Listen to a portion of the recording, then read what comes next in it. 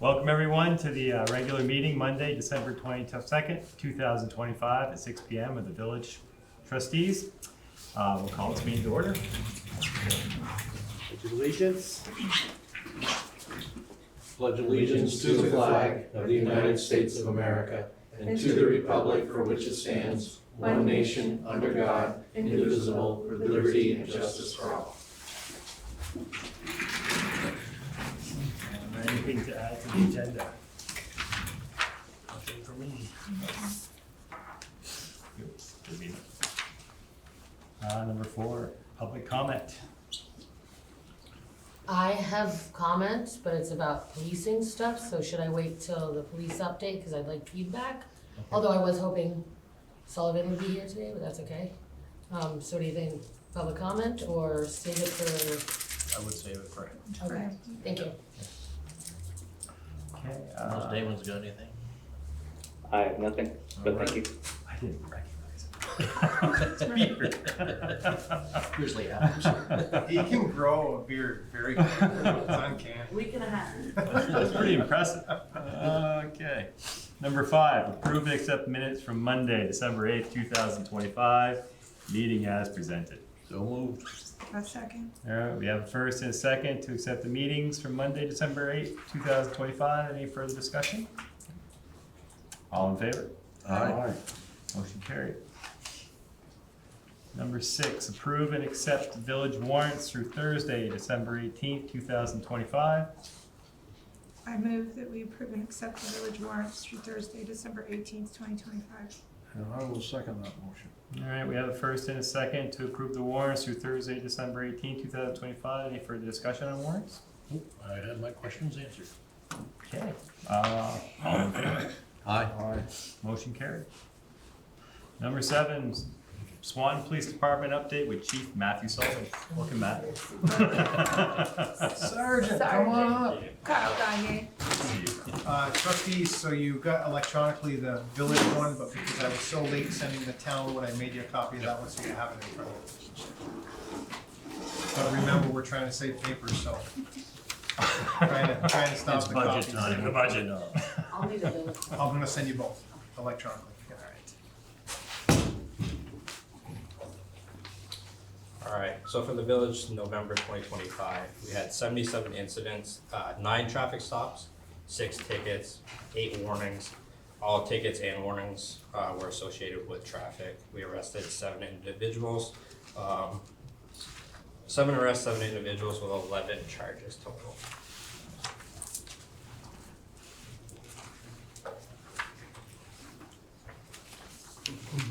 Our top 10 incident types: 9 agency assists, 9 traffic stops, 8 suspicious persons, 6 citizen assists, 5 crashes, property damage, 5 alarms, 3 thefts, 3 custodial disputes, 2 disorderly conducts and noise.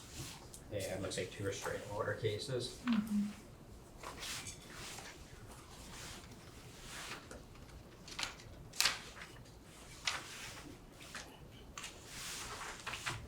As far as the arrests, the charges go, we had a retail theft, cocaine possession, license required, so not operating with license, a conspiracy charge, eluding a police officer, driving with a criminally suspended license, violations, conditions of release, driving under the influence, another cocaine possession, a simple assault and being at the scene of an accident. Looks like those 5 charges were all one individual.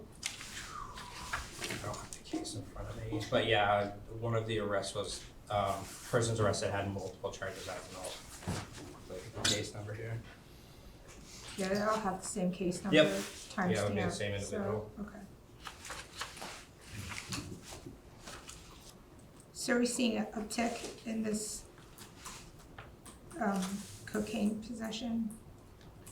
I would say definitely the guys have done a little bit more work recently, but it kind of comes and goes. It's when you can catch them. I think both of those cocaine possessions were stemmed from traffic stops. But it's hit or miss when you're going to run into it. Right. And then you had an LSA. You did have those in the scene of the accident. So it was just one incident.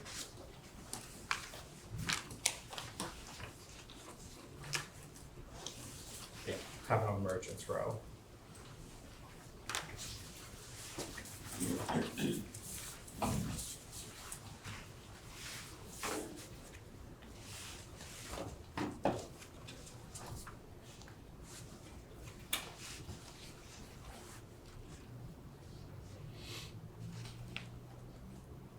What is DEF condition of vehicle? Can you speak up a little bit, please? Sorry, what is, Very quiet. sorry, what is DEF condition of vehicle? So that could be like, Defective? Is defective that- equipment. Okay. Yep, so brake lights out, headlights out, exhaust issues, so. Anything that relates to the operating equipment of the vehicle.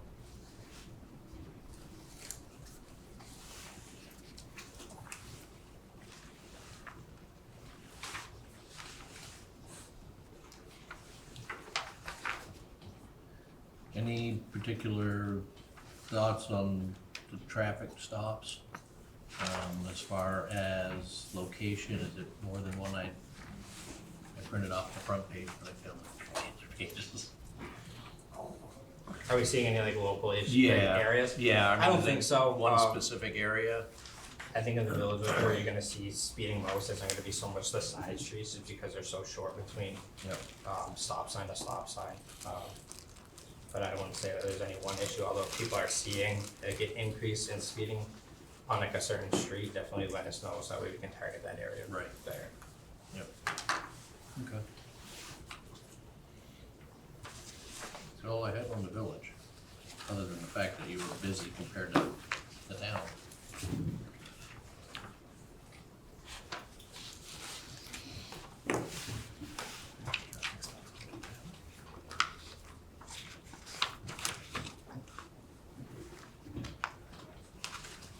And then as far as the town, 40 additional hours, Yep, there should be listed what those hours are spent on in the bag.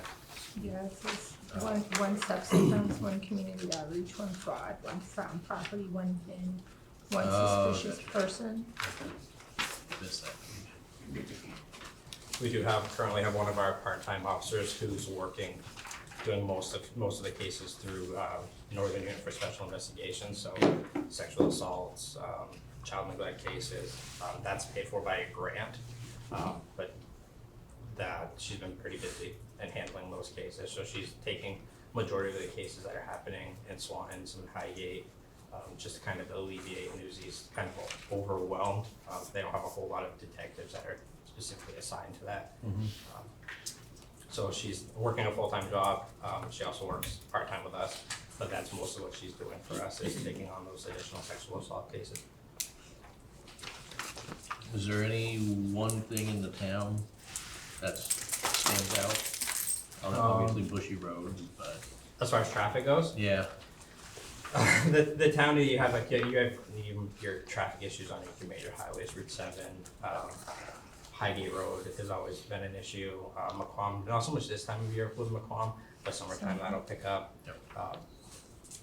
But that's just kind of going and targeting an area for a while to kind of slow that traffic down, but it's one of those things that's reoccurring, you're never gonna solve the problem completely, you just go and try to Right. target that area to slow people down for a while, then try to target another area.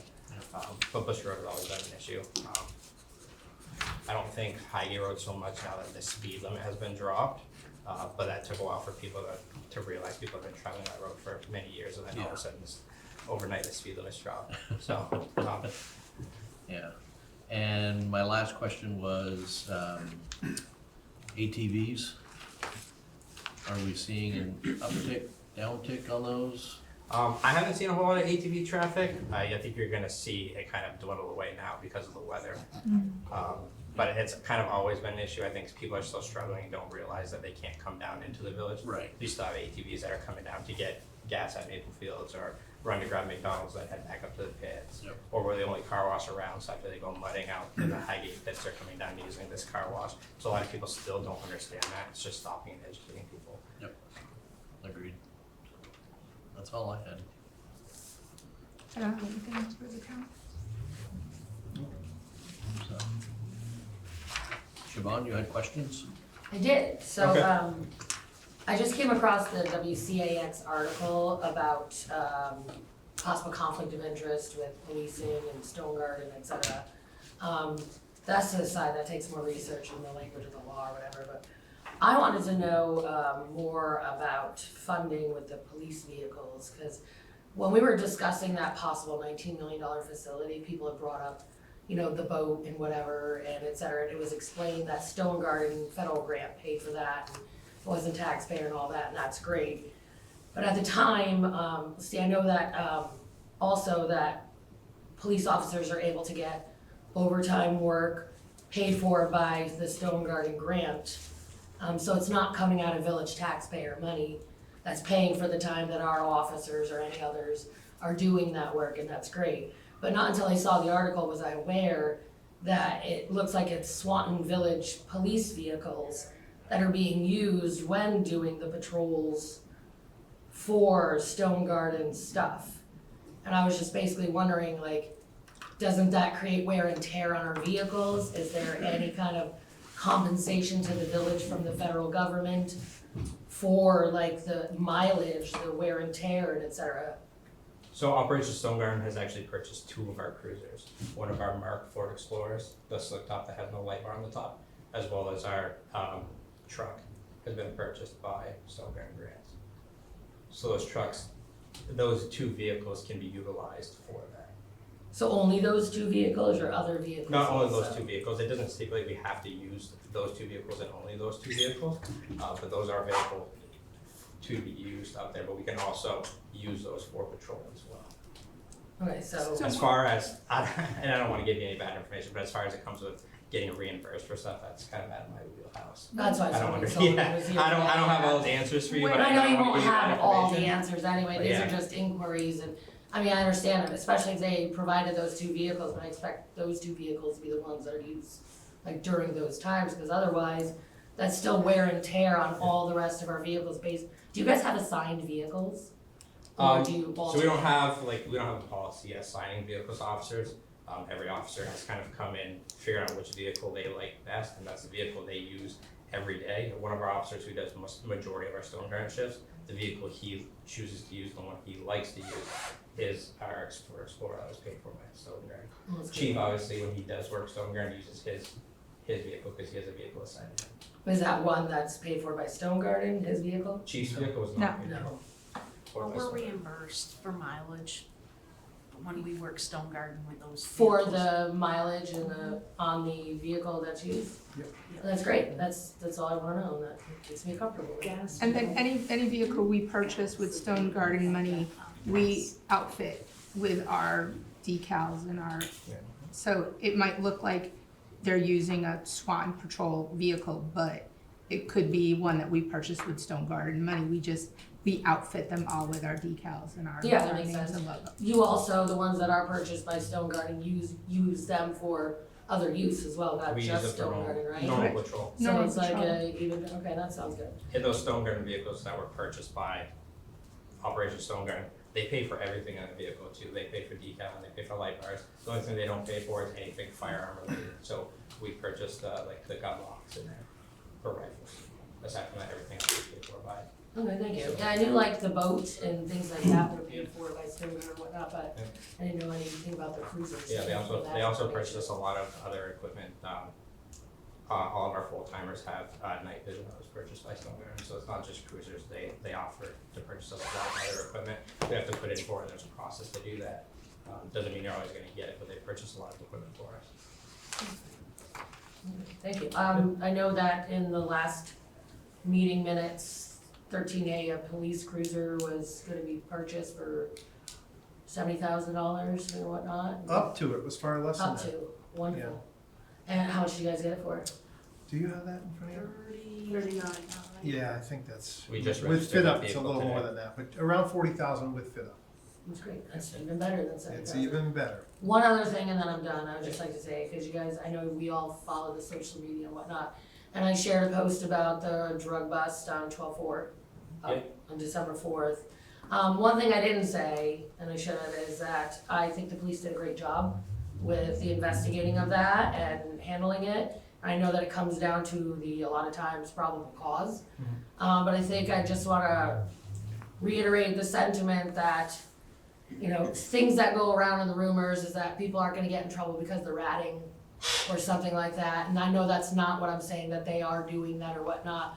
But I just wanted to, you know, a lot of people agree when I say that even when do we slap the wrist of the rats? When is enough enough? Because if we allow the same people to keep having trap houses and drug houses, I get that the perpetrators with the drugs that came in, like, are a problem and they're distributing and they are able to do so. But the people that allow them into their homes to set up shop, to allow Swanton to be the base of the distribution is a problem itself. We got Lindsay Little walking out of Scampers wearing the shoes she's stealing with us going, you're gonna pay for those. And then nothing happens to her. I don't think we even, were you able to serve a no trespass? We were trying to get her a no trespass served at that time. Not sure, I'd have to go back and look at Like, the case. it was That's just some years ago. so much all over the board of, oh, well, she's a St. Albans resident. And then it's like, well, get her served in St. Albans. And then it's like, oh, well, this and that. And it just seemed like there was no follow through and that habitual offenders keep offending. And it's just frustrating because, you know, catching the people outside of here, that's great, but allowing those who keep doing it that are from here is a problem. And I just wanna say that. Yeah, so as far as the house up front road goes, That was right And- next to my daughter's Anna's house, I and- wanna say that. and with, Nate Tatro. especially with most of our drug cases, we try to charge everybody that we can involved, and we attempted to charge everybody that we could that same night. A judge stated they didn't find probable cause, therefore we can't charge them. And you can't release their names either. Like there was no address attached to it, and it made me very concerned, cause if it was the house down by Champlain Farms where that LaFar, I wasn't sure about street road thing. If it was the purple house, you know, it's still close or whatever, but if it was the other one, like, that's literally right next to where Well, my that's the children difference. are a lot of Up times. here off of First Street is LaFar Street, LaFar Street, off Frontage Road is LaFar Road. and So it's they're a private Yeah. drive too, but, So, as far as charging people, a judge didn't find probable cause, that doesn't mean that they couldn't be charged at a later date. Drug investigations don't just end with a search warrant. There's still other warrants that need to be done, cell phones, electronic devices that are taken from the house. So not saying that that's happening with this specific case, but every drug case in general, it doesn't just end with a search warrant usually. There's a lot of other investigation that goes on. Trying to talk to other people around, witnesses, things like that. We try to talk to everybody. Just because they weren't charged, that doesn't mean that they talked to us. no, absolutely. So, No, that's what people say in the Well, Wilmington Willis. and and that's That's why I like to clarify that. Yeah. And when somebody else said something, well, the police didn't think they had enough, they let them go. I'm like, well, that's not the case. The police did think so. They arrested them. It was a court that decides. That's why a lot of times you guys have to put those statements at the bottom of your reports now saying you have no bearing on what happens after you basically hand off alleged criminals to the courts and the prosecutors and et cetera. So I want people to understand that too. Like, police can only do so much. I do think you guys did a great job with your investigation and closing that in. And I will say, like, it was actually even closer than I thought it was, directly next door. My children were actually there the night before. I'm glad that it was handled quietly to where they didn't even wake up, you know, but, that was the biggest fuss that we've had in 11 years since I've been here. It's 12 years. yeah. So, and that's something that we're continuously working on. Most people don't understand that these drug investigations take a lot of time and a lot of work. It's not as easy as just knowing that it's a drug house. Absolutely. I mean, the average person can see that there's illegal activity going on in a house, but that doesn't mean that's enough of probable cause for a search warrant. A lot of people don't understand that. Especially if you have a lot of people who want to give you information, but most people don't want to give you sworn written statements, which is what is required. So that's something that we're continuously working on. We're always looking for the next house, the next place that somebody is allowing out-of-state drug dealers to shack up at their house, or locals who are running drugs for out-of-state drug dealers who may be housed in St. Albans. So that's something that we're always trying to target. Unfortunately, a lot of people don't see the behind the scenes of all the work that goes into that. And we're always working because then that just potentially could blow an investigation. But we're always working, we'll always take new information, and that we don't have a dedicated drug unit here either. Like St. Albans has a dedicated drug unit, state police has a dedicated drug unit. All of our guys who have wrote these warrants for these houses are doing so in between taking calls for service, which is difficult to do. If you're trying to set up on a drug house and, you know, you get 4 or 5 calls in a night, it doesn't leave you much time to gather evidence, so. Absolutely, and I want people to know that too, like, it's just like Sergeant Gagne said, it's not cut and dry, it's not this person thinks that and there's a lot of traffic, that's not enough for probable cause. And it's like you said too, you need people willing to sign statements that are gonna back those words up and not back out, cause then there goes your whole case. You also have to worry about, you know, the slippery slope, if, you know, if people think it's okay if you know it is, you can't just bust in a door, cause once you're okay with allowing the police to bust in a door because it's a drug house, that's just one step closer to being okay with them busting in anybody's doors, and all of our rights are, you know, violated, first, fourth, and all. Well, in the state of Vermont, we have to get a warrant for a house, so probable cause is determined by a judge whether they have it. Absolutely. So by the time that we're doing search warrants on a house, the judge has already deemed we have probable cause to enter it.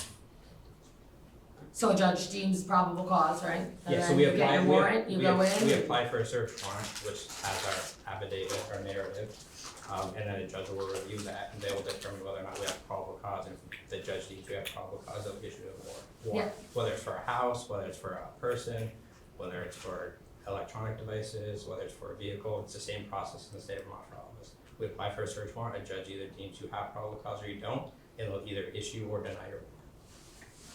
And do you guys have a lot of judges? Is there multiple? So like, you got a warrant to go in there, They rotate. probable cause, but then a judge in court said not probable cause. So were those two different judges?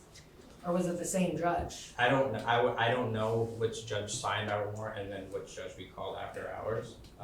That wasn't my responsibility that night.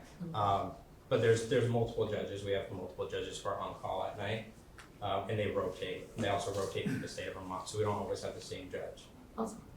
Well, to clarify, the judge, probable cause in this case, the state's attorney decided there was not enough probable cause to bring State's attorney, forward the charges okay. against the 3 local. Well, we attempted to charge and lodge them that night, and the judge said there was a probable cause. Furthered by the state's attorney. Okay. I don't think the investigation's over. It's not finished, they're almost never finished, so it's always ongoing. Alright, well, thank you very much for the feedback. You're welcome. I'm good. Okay, Thanks. thank you. Thank you, sir. Okay, well, Enjoy your hopefully cookies. not be chasing cars off the road all day. Not too good. Thank you, Sergeant. Thank you. Appreciate it.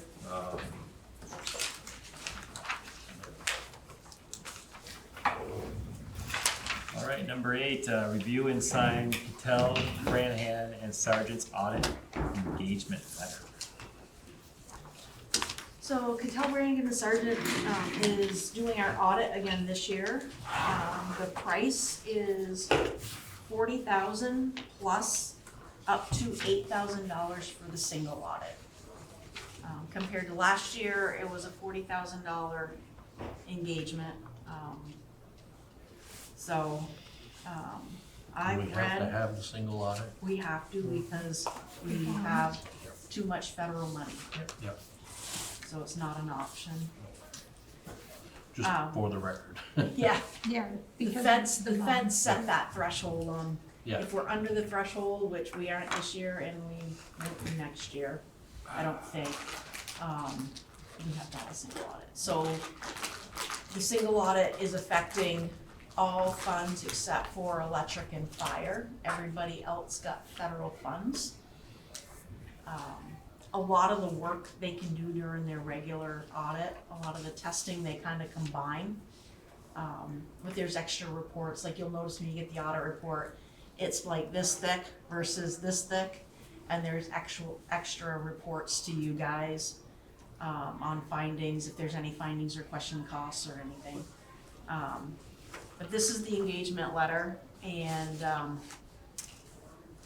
it needs, Bill has already signed it, he and I both read it, but we need somebody from the board to also sign it.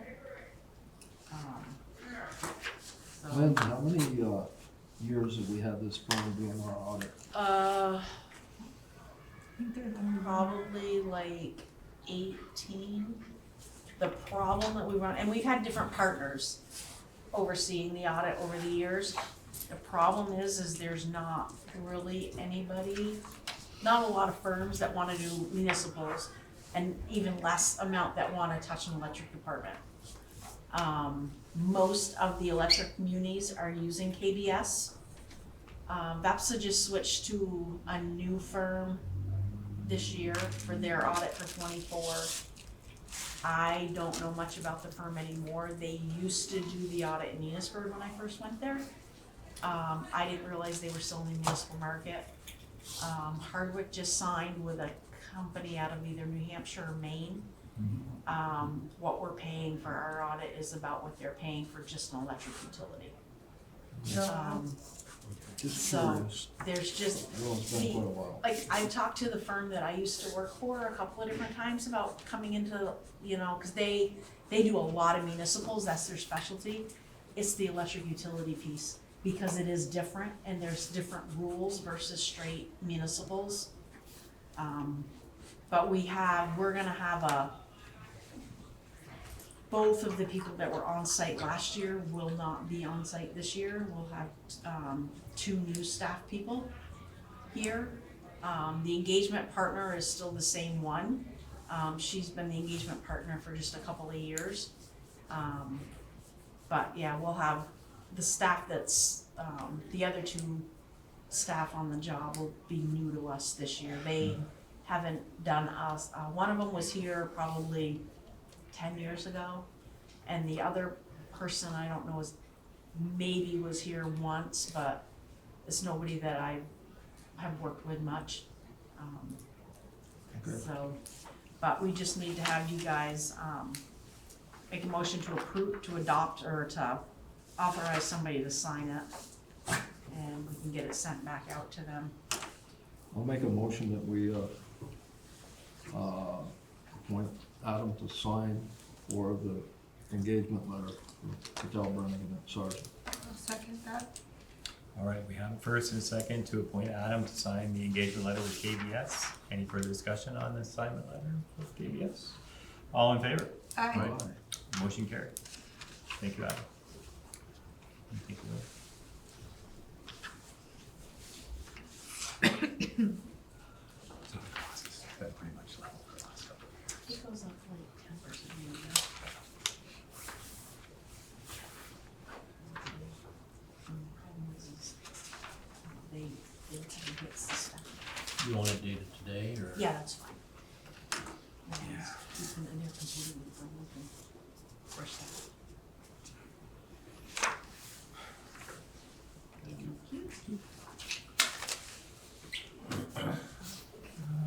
Okay, number 9, review and approve interfund borrowing agreement. So this is, basically, we haven't done one of these for a while. But all of the way our financial system works is all our cash in and out runs through the general fund, and then we use what they call due to due froms, which is basically a receivable and a payable within funds. Right now, the electric department technically owes the general fund some money. So I wanted to put the interfund borrowing agreement in a place for 2 reasons. One, we're getting up to the end of the year. Secondly, as you guys are aware, we'll be going in for a rate case in the spring or early 26, and we need to have something on paper that says that you guys have authorized this. Right now, I looked just barely tonight, and it's like $400,000 is the amount. So we have always usually run a positive balance, but our power supply is so high right now because we don't have the hydro really producing. So what I put in here is that it would be up to $750,000 at 0% interest. And it's good for a year. And I took the wording from the one we did about 10 years ago and used the same wording, massaged because the rules for the section 108 has changed, so I changed that, put that wording in there, saying we didn't need to go through a section 108 because we met the criteria. But I just wanted to get this approved and, on the books so that we don't have any snags, with our rate case. I'll move we approve the interfund borrowing agreement as presented. Second. All right, we have a first and a second to approve the interfund borrowing resolution that Lynn has prepared. Any further discussion on the resolution? Yeah, I just have a question. So when it says that the RLOC shall be limited to the draws of electric department shall not cause the general fund to be in a negative amount. So this borrowing from the general fund. Yep. And then they pay it back so that Yeah, it doesn't impact the taxpayer. Right, so it's always moving, like as they're It's making like- deposits every day, you know, it's In, out, that- in, it's out, in in, and out. out, in and out, and as they're cutting checks, what I do like before the end of the year, I'll be looking to see who owes who what Mm-hmm. and move cash. So like right now, for example, the water department has got like 400 and something thousand in their cash account. They owe the general fund almost $200,000. So I will, on paper, because it's one bank account, I will do the entry to move that money, and clean up that due to due from. The same with the sewer, and the commercial building fund is very tiny, there's not really a lot of activity there, but I'll do that with that and try to clean it all up for year end. It's just to do it every week, every time we cut checks, you know, cut checks twice, you know, basically for payroll and every week for AP.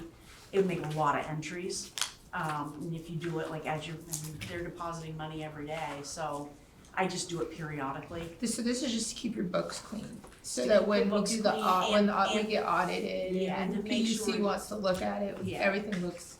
And so that you guys are aware that the electric department does on paper, right now, owe the general fund money. Okay. So it just kind of keeps us clean. If we didn't do this, we would have to go to the bank for a line of credit. Which, right now, we do have a line of credit out for the AMI project, and we have a line of credit out for the sewer project. Probably not gonna get much credit. And in the sewer line of credit's like 5% interest, the AMI one's 2.5%. So, but, you know, that would be our only other alternative. And is this how most munis with an electric run? Yeah, I mean, others have gone out and done regular lines of credit. But we've always had kind of a cash surplus because of the hydro. So it's always been pretty easy to maintain our cash flow. It's just now, I mean, we may get to the point next year, depending on how long our rate case takes to put together, that we may have to go to the bank for a line of credit to get the bills paid. Okay. You know, the other ones, there's other utilities out there that owe on their power supply bills. You know, we don't, we keep those current. So, I mean, everybody does stuff a little different. But yeah, this is, how some of them have had to do it. Some electric munis are just an electric muni, Yeah, or electric and water. There's no one that has the stovepipes that we do. yeah. I mean, Enosburg's closed, they just don't have fire and police. I have nothing further. Okay. All in favor? Alright. Motion carried. Thank you, Lynn. You need a signature on that, or you own it? Diane signs it as village clerk.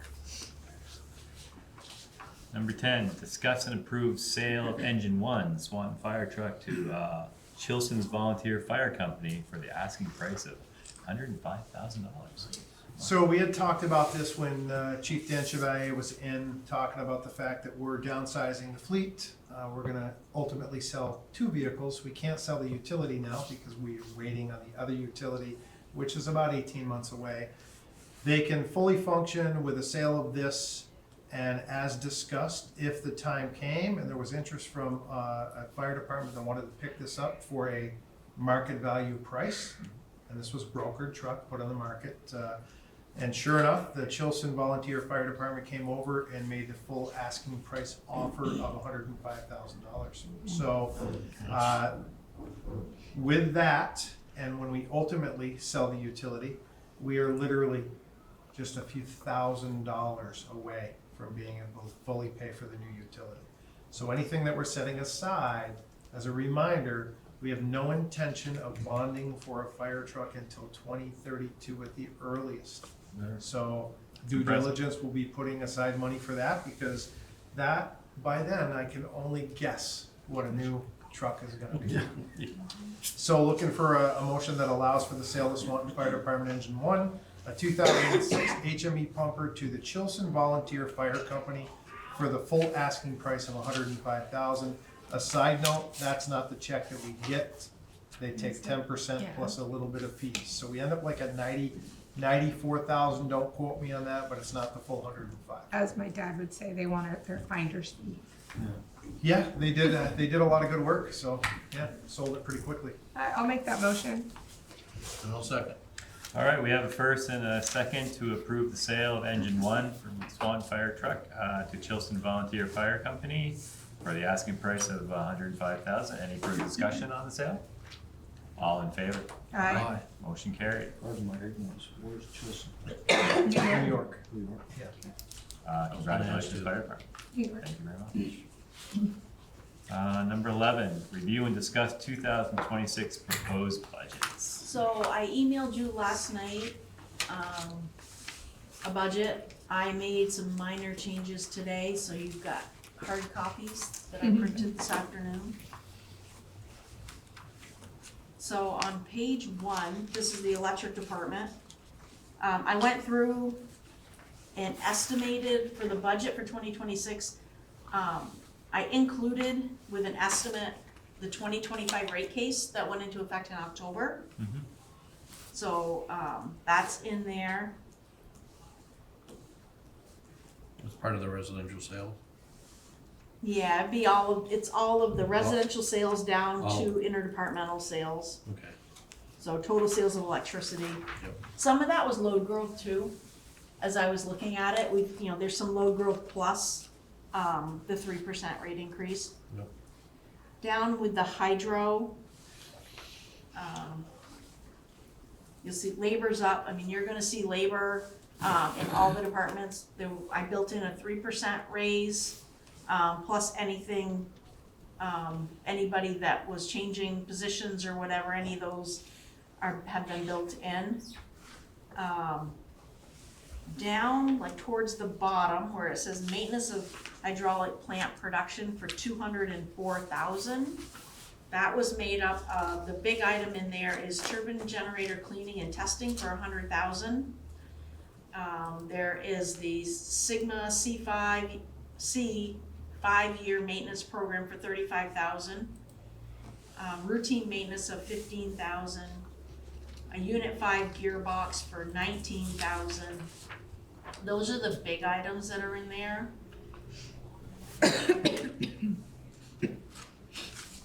On page 2. Oh, just getting back to the maintenance, sorry. Yep. So we are over budget Yes, this year yes. due to all our, Some of that, let me just, I think, some of it must have to be with the trash, the raking that has to be done continuously down there. Some of it. Yeah. Yep. so.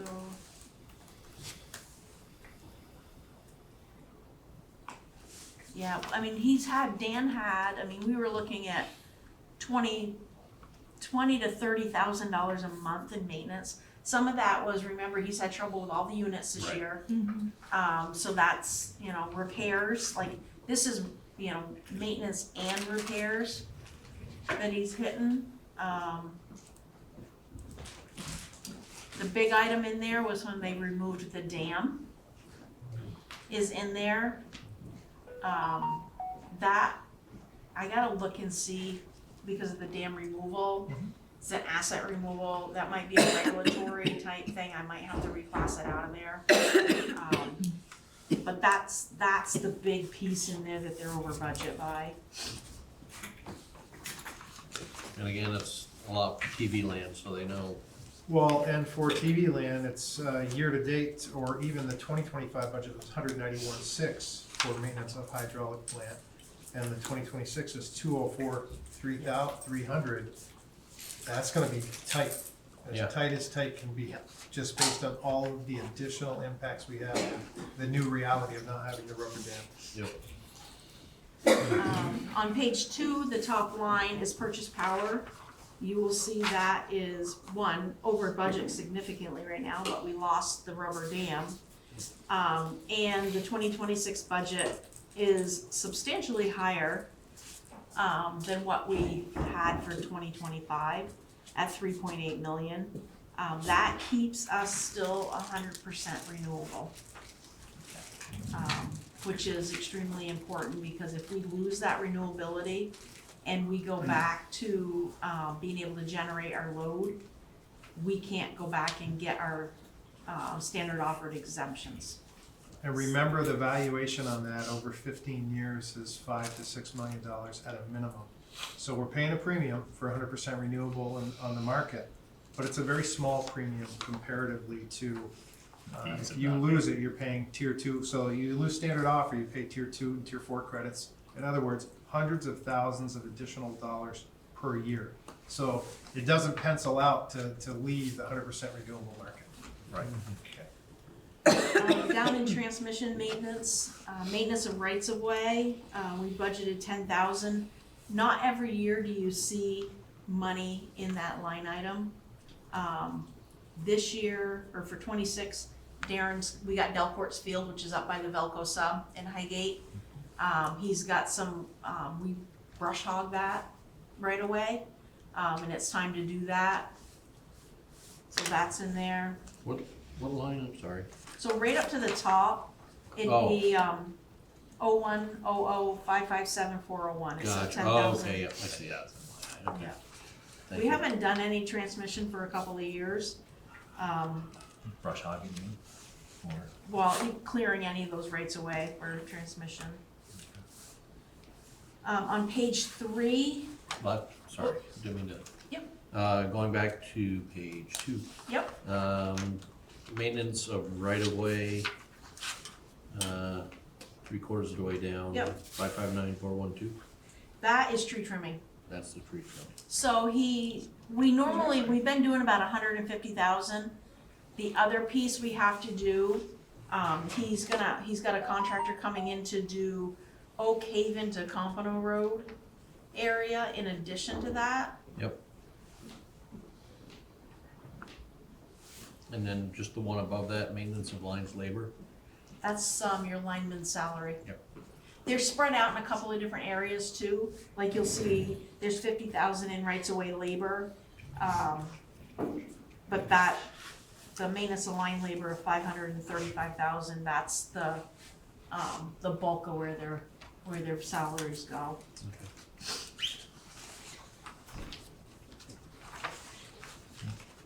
On page 3.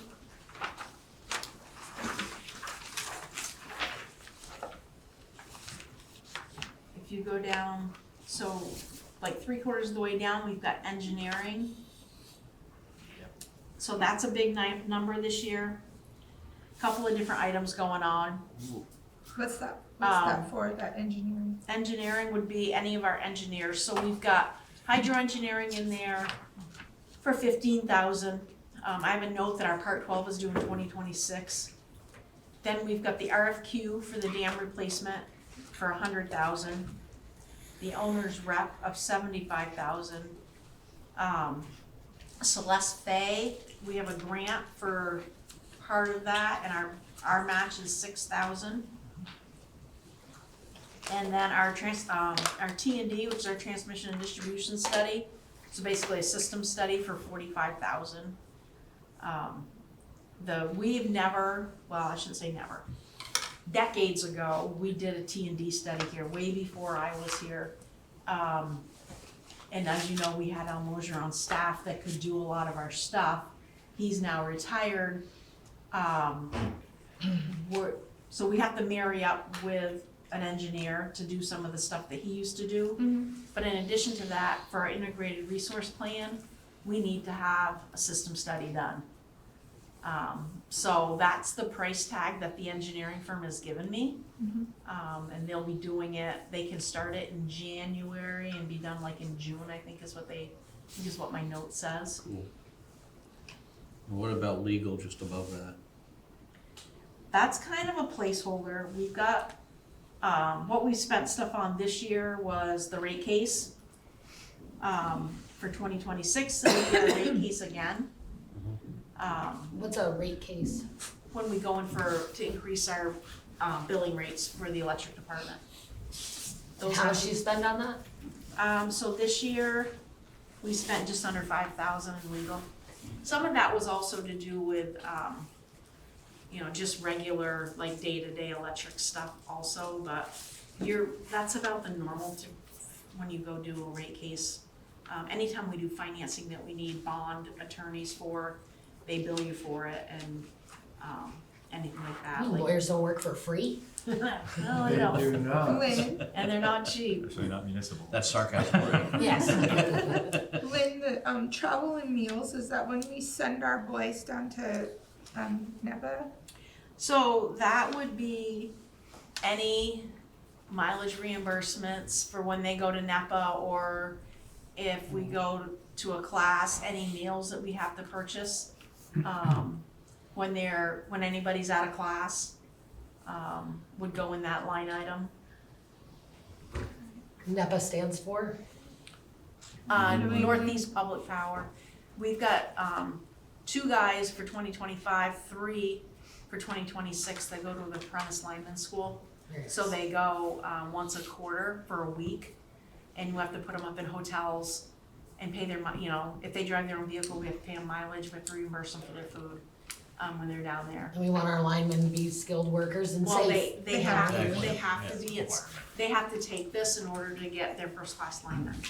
So it's a 4-year program, but we have 2 that'll top out, in 2026. But we've got a new, first year apprentice that'll go for his first time this coming year. And the outside services employee, So that, let me find that one. it's right between accounting and travels and 70. So the big piece to that is our software maintenance. Okay, And then our SCADA maintenance contract, our meter reading software contract, the e-maintenance program that we use, and our server and firewall warranties, basically your computer warranties. Okay. And then I have a miscellaneous amount in there. Yep. Just to, Give it a little cushion. yeah, I mean, some of these prices, I know our Cogsdale, which is our billing, like, they've already given me a quote.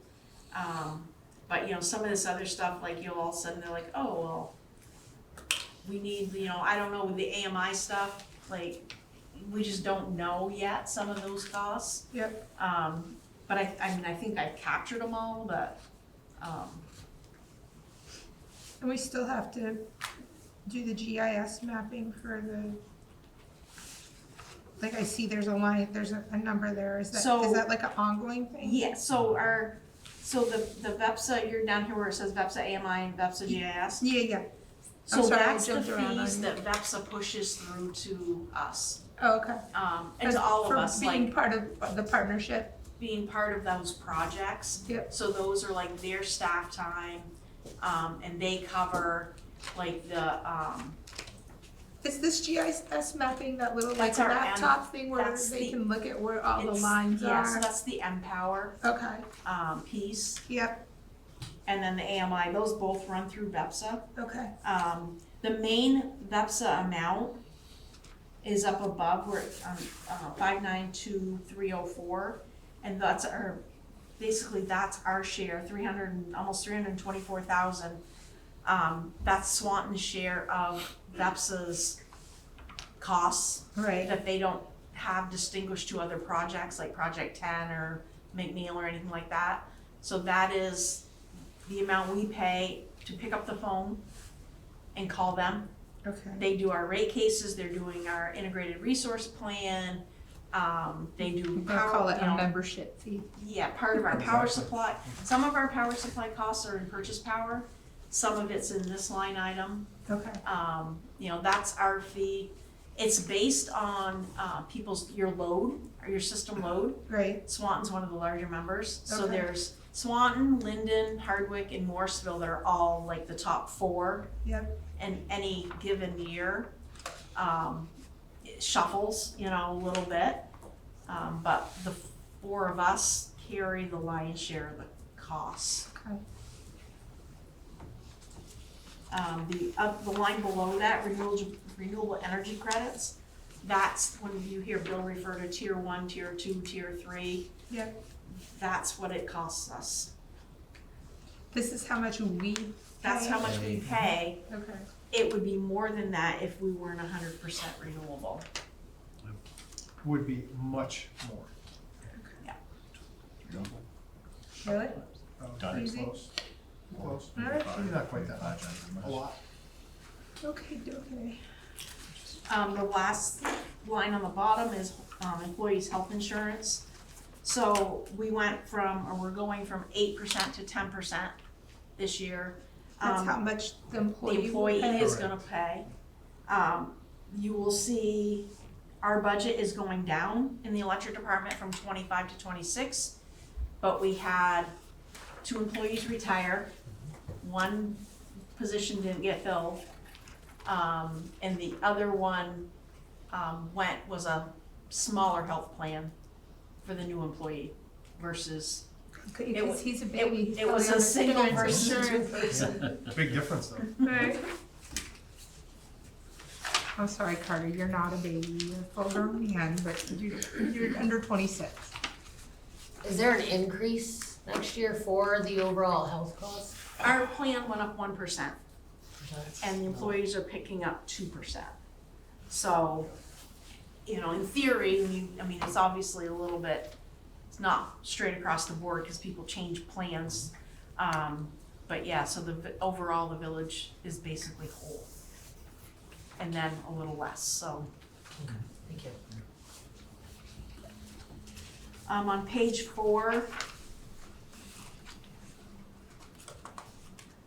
I'll just point out regulatory commission expenses. That's a fee that FERC takes from us for our hydro plant. FERC stands for what? Federal Energy Regulatory Commission. Thank you.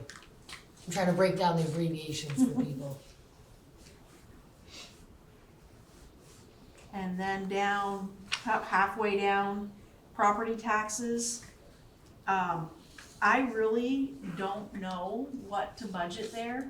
It's gonna go down because we aren't generating as much. Oh, this is what we pay Highgate. Highgate, so we pay Highgate for the hydro and our poles and wires. We pay Swanton Town and St. Albans for poles and wires.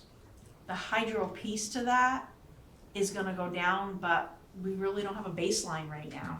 No idea. So it's in there for the amount that we paid in 2025. We'll have a better idea after 2026, really what it's gonna do. Mm-hmm. How much was it in 2025? In total for all the towns was 781,000. We budgeted 781. We paid 754,000 in property taxes between the communities we serve. And then we do a payment in lieu of taxes to the village of Swanton. And that's for having the poles on their property, the lines? The state of Vermont makes the towns charge us for poles and wires, just like they charge anybody for like their house. But the hydro plant is governed by a rule that went through legislature, went through the Supreme Court. There was lawsuits back and forth between the village and the town of Highgate, and they came up with a formula. Whether it's fair or not, it depends on the day, like is it fair to the village or is it fair to Highgate? Like, back when they did it, they probably thought it was kind of a net neutral. When it went into place, it was before Swanton did the upgrade. So they didn't have units 3 and 4 at that point. They didn't have the impoundment as high. Now that we don't have the rubber bladder, generation is much lower, so I don't really, we don't really know what the cost is gonna be to the village for 26 yet. Because our generation is, we don't know what spring runoff's gonna do, and, we know kind of what the tail end of the year is gonna do for generation, but, we had a drought this year, we don't always have a drought. And then spring runoff will look different. So, we just don't know how much it'll be, but it's substantial anyway around. The drought would have been a hit if we had the bladder or not have the bladder. Right. So it's, Right. They can't control that. That's all I have for the electric department. On page 5, you can see that budget gives us about a $2.2 million deficit. Say $2.2 million deficit? So there's been discussions around this table multiple times about a rate increase for 2026. VEPSA has us in the queue right now to file for March 15th. I will tell you that's gonna be tight, because I have to have our audit done before then. There's a lot of, I'm gonna have to give testimony and discovery, and a lot of the numbers, like I can't just take these numbers and, put them, they can't just put them in a spreadsheet, like we have to prove. They're gonna need our pay rate schedules, they're gonna need copies of our insurance bills, copies of property tax bills. There's a lot of work that goes into it. So I was like, I'm hoping we can get it all done by then. We're gonna give her all the support that we can and her team, because if not, Absolutely. we're gonna get bumped, not to the next month, we're Yeah. gonna get To, bumped several months later, like and we fall. cannot afford Yeah. to not have a rate increase. So what would happen is, if we file on March 15th, 45 days later, we can implement a surcharge on our bills.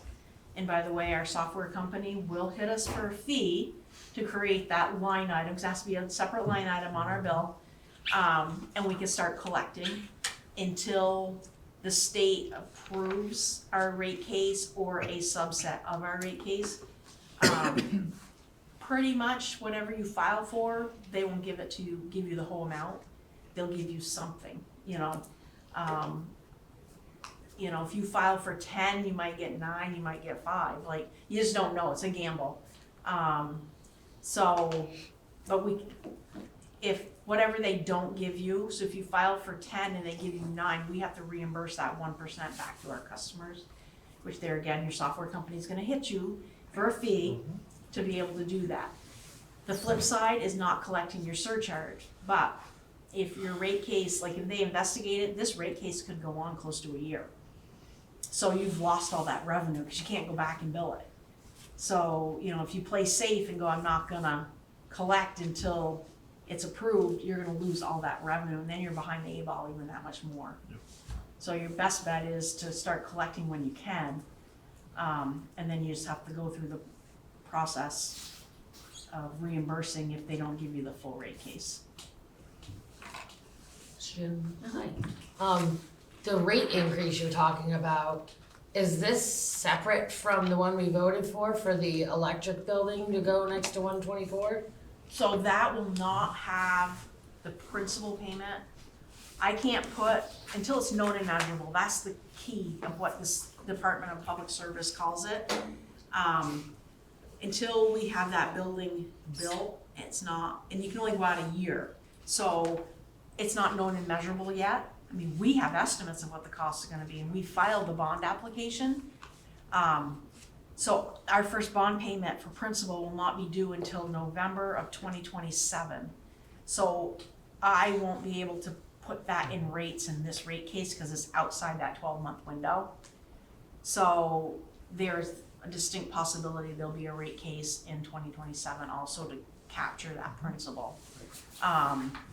We may be able to get the interest piece because that bond will have sold about the time we file, so I'll have a debt schedule, because our first interest payments will happen in 2026 for that bond. Well, we just had a rate increase. Yeah, for 3%. 3%? In October. And that was from what, just rate increasing in general? So we hadn't had a rate increase in 9 years. Utilities are now allowed to file, municipal ones, up to 3% a year if their last rate case was less than 10 years ago. But they can't file for more than 10% within 10 years without a full-blown rate case. So we did the 3% basically for power supply increases because of the hydro plant. And Oh, so I saw the notice for that increase, and honestly, I thought that was an increase based on, you guys went through the legislature and all that and got your rate for the moving of the electric department over to 124 First Street. that hasn't been in effect. That hasn't hit yet. Okay, so there's one increase because the bladder broke. So that was, well, it And our- was a combination of over 9 years, salaries have gone up since the Well, last yeah. rate case. Things Purchase haven't been power went raised. up. This rate case is being driven a lot by power supply. And, you know, salaries are increasing still, maintenance at that hydro plant, is, you know, growing because the units have, you know, those units are over 100 years old, some of them. So that's what's driving this. Every utility in the state of Vermont is in for a rate case, some more than others, but most are double digits right now. So we just had a rate case, which was because we didn't have it, we needed to, we haven't raised it in a while, so we No. needed to raise And it. We didn't do a rate case for the 3%. That was just a vote that we voted to do 3%. Yeah, no, it was still a rate case with the state. They still got it. Yeah, but we didn't have to wait for the PUC to say yes or no Yeah, you because did. it was already. No, we did. It was just basically a rubber stamp because it's the 3%. Much Right, easier. that's Because what it I'm was saying. within the time you were That's allowed, what but I'm you were trying just to saying, say. right? So every Cause you year- hadn't had one in quite a while. Right, over so a certain every amount. year up until this year, I would have them run the numbers. And it was either too small that it wasn't worth the paperwork, or it showed we didn't need a rate increase. So you can't just go in because you're able to. Yeah, cause you You want to, actually or you have, have to you increase have to it. prove that you need it. Yeah. So, you know, if we'd have filed for that 3% and we didn't need it, they would have denied it. So that's why we hadn't gone to one. I get why you did it, cause like we haven't done it in a while and things are increasing but at the same time, I thought that was the increase that I voted for when we were moving the electric building No. next door. And now you're talking about a rate increase for next year and then another one further for 2027.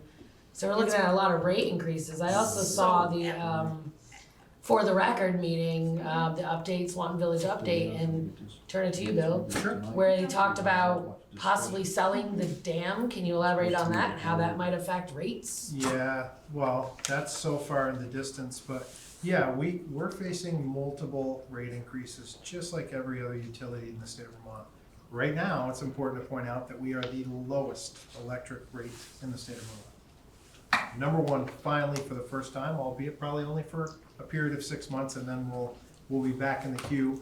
But even with a rate increase this year, next year, and in 27, if that's needed, we're still gonna be in the lowest 0.5% of all ratepayers in the state of Vermont. Still probably gonna be in like top 3 lowest or whatever.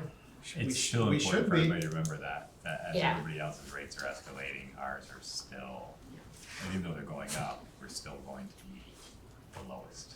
So a neighboring utility to ours is double us. Right, I was gonna say, our neighbors are, So the utilities that surround us The are co-op? Innisburg, Vermont Electric Co-op, and Green Mountain Power. right, So they all have rates a lot higher than us, one of which is double us. Most likely we'll be experiencing more rate increases. And Yeah, all they of all- them have been in, you know. And with the ladder being down and us not being able to produce more of our electricity, that means we're buying more? Yeah, Are we buying that's why more? purchase power is up. Yep. The budget for purchase power is 1.5 million more than it was in 2025. And are we still gonna be going ahead with putting an electric building next door when we now don't even create the same amount of power at the lower rate? Or is that still the plan? Still the plan. it's still the plan because we still have a problem with space over here. We need to move the electric department in order to allow the police department to spread out in order for them to have some growth. So, the first rate case was made before anything happened with the dam. The second rate case was discussed before anything happened with the dam. So when the dam let loose, that wasn't in any of our rate case plans.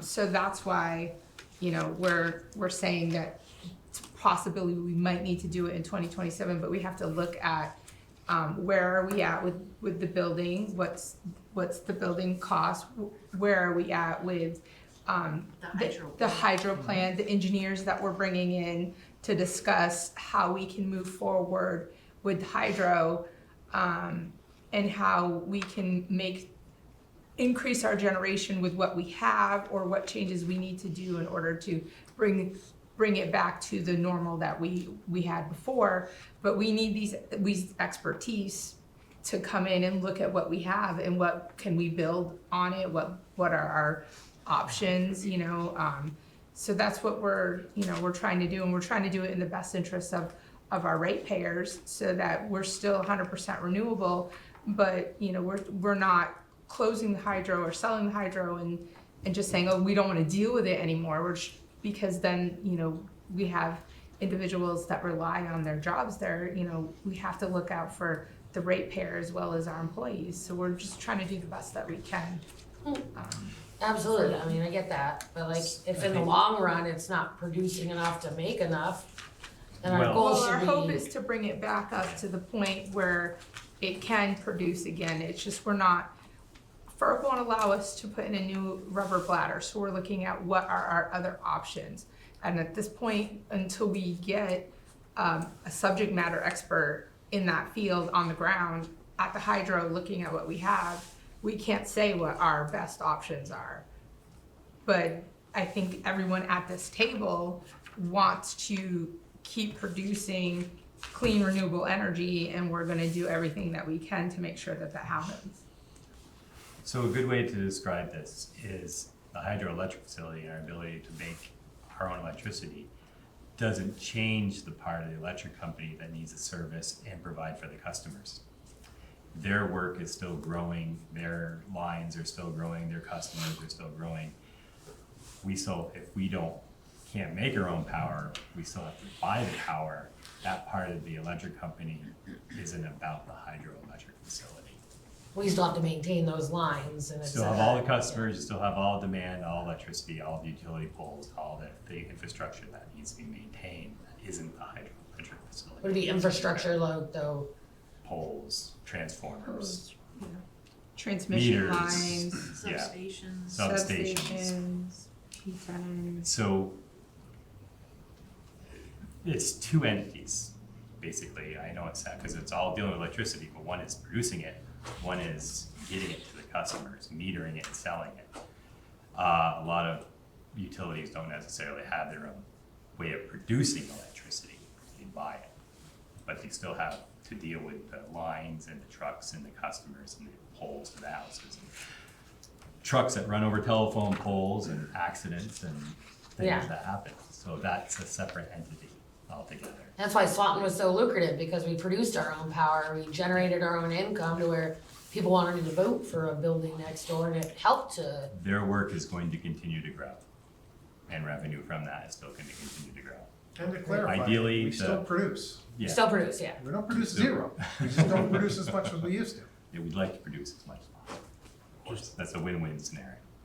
Just in an effort of time, could we? Move on. Yeah, Move we on gotta back to move on to page Sorry, 6. appreciate all the comments, I'm just, No, those are all good questions. yeah, no, absolutely. Page 6 is the water fund. So this one, I have not done the revenue to it yet. Halfway down is maintenance of water plant. So like 20,000 of that is routine maintenance. There's a $2,500 amount that we're gonna inspect in the backwash tank in the clear well. UV maintenance is another almost 2,500. There's they cut some trees down there this year. Next year they've gotta grind those stumps and get them removed. That was a couple thousand. So that came up to 29,500. Then they've got,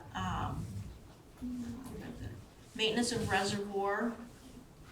So that's up, off the Donaldson Road. So 2,500 to inspect the reservoir, 4,500 for maintenance. There's another 1,500 because they brush hog that area up there.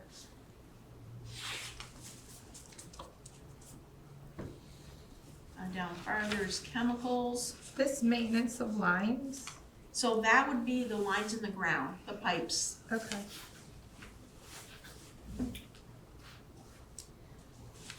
So chemical budget, I raised up to 38,500. We are over budget this year, but they had some issues down there at the plant. With the clarifiers, right? So, like the aluminum sulfate they use is a budget of $12,000. Caustic is 6. Fluoride's 7,500. I don't know how to pronounce this one. Hypochlorinite. How do you? That sounds good. Okay. That's another 7,500. Unpronounceable. So those are some of the bigger items of chemicals that they use for 38.5. The testing budget, that varies year to year on what they pull, what the state requests for testing done. But we've been over budget a couple of times, so I ended up bumping that up. Page 7. Up on the top, you'll see maintenance of services. That's, so we're having a higher amount than we usually do in that line item. And that's because as A. Cooper Mechanical is going out and changing out water meters, sometimes they can't shut people down. So our guys are having to go out and turn the curb stop. Well, sometimes a lot of times they're finding the curb stops don't turn, so they have to dig them. So that's what goes into that line item is their time to replace our curb stops for our customers. One thing I didn't mention in the electric department either, as I'm seeing it on here, property insurance. I don't have the amount yet from VLCT for property insurance or workman's comp. So I do know in the electric department, they revalued all of our buildings this year. The electric department, they valued it $55 million. The property insurance alone there is probably well over 100,000 is my guess. So I don't have the From out bill of yet. state, I assume. You know, I don't have the bill yet, so I estimated, I basically put a COLA of about 25% on it. Yeah, I mean, it hasn't the The value bills, of that bills facility. due in dropped early recently. January, so I should be getting the bill like anytime, They said this week. so. How much then was it I'm- last year? Million, though. I didn't What? really make How much was the insurance last year? A lot less than that. Well, there's more in that line item than just our VLCT insurance. VLCT, Vermont League of Vermont League of Cities Cities and and Towns. Towns. So last year we paid 96, almost 97,000, and that is our property liability, cyber, and boiler machinery. I budgeted 160. That's just for the electric department. So like property insurance for the water department is, this year is 21,000, I bumped it up to 36. Workman's comp, I put a 10% escalator on that. And then with workman's comp, same, like what we, I budgeted for 2026 is less than what we paid this year. We had personnel changes there for 2026, and the fact that employees are picking up another 2%, and our rates only went up 1%. Lynn, on page 7, 590301, is this going to be coming down since there's less Which line item is it? meter reading expenses labor? So right now, I mean, Mark is still employed here, like he's Oh, gonna no, stay. no, I know. So it- it's it a wasn't- matter of. I was like, are you shifting where the money's gonna be Right coming now, out for of? the budget, I've left it the same we've always done, which is 50% electric, 25 water, 25 sewer. Mhm. I had a conversation with him about, as his jobs have now, is transitioning, Yeah, anything he does with the AMI or true meter reading would still go to this line item. okay, But stuff he's working on IT should go to admin, and if he's doing substation checks, that needs to go to station labor. So I've had that conversation with him, but until we get some history behind us, I don't have any way to really know, okay, yep, like, what his days are gonna look like. yep, no, okay, that makes sense. So water's looking right now at a $366,000 loss. I have not done the revenue on that to see what that would equate to in a rate increase. If you'll remember, we didn't raise rates in 25, even though we needed to, Yep, so this is gonna be like a catch-up. okay. Do you raise rates when there's deficits the year before? I evaluate the rates every year and recommend if I feel that we need the money, then I feel like we need to raise the rates, but if I do the rate calculation and it looks like we're gonna have enough to cover our bills, cover all of our expenses, then I don't ask for a rate increase. Water and sewer, this board dictates what the rates are. Last year we should have had one, but with everything going on, they felt the need to hold back a year and not raise them. But pretty much every year prior to that, we've raised them, you know, somewhat. And sometimes it was just water or just sewer, you know, it varied. But if we've got the consumption, you know, the usage, and that's covering the bills, then we don't do a rate increase. But I go through and look at it every single year, just to make sure, you know, that it's something. It's not very often that you're like under or going over budget usually, right? No, I mean, you know, we've showed some losses the last couple of years, but like with the water department, they had money in the bank. So it's like, okay, we've got money in the bank right now, we're, you know, so we can push that rate case off a little bit. Last year, it was like, okay, the money's getting down, and we probably should, but, you know, we held it off another year, but, you know, they've got like $490,000 in the bank, so we really need to look at doing something. And it wouldn't happen until probably the last part of the first quarter of '26, because by the time they approve the budgets, like they'll get a rate schedule along with the budget to adopt. And then you gotta give customer notice, so, you know, it takes time, it's not like they approve it on Monday and we implement on Friday, you know? It's a month difference. And then on page 10, the state of Vermont fees, what are those for? That is fees to operate our sewer plant. We pay them in the water and in the sewer department. Is it like up for licensing or? No, it's like for water, it's like a certain dollar, it's like so many cents per gallon that comes out of the lake. Oh, for And taking money out of the lake. So, and in the sewer, it's like so many cents per gallon of waste that they treat. It's- Okay. So on page 9, their maintenance, this is sewer, their maintenance of plant is, you would think with the upgrade, we wouldn't have a lot to go in that line item, but we still have, the centrifuge for scheduled maintenance is $8,000. They're buying, you know, we've got aerators out in the lagoons, so they buy a couple of motors every year. They have inspections of their hoists and that sort of stuff. Supplies for their garage, routine maintenance, you know, normal everyday, year-to-year stuff that they do was like $35,000. So all those, you know, all the little pieces add up to a $69,000 number.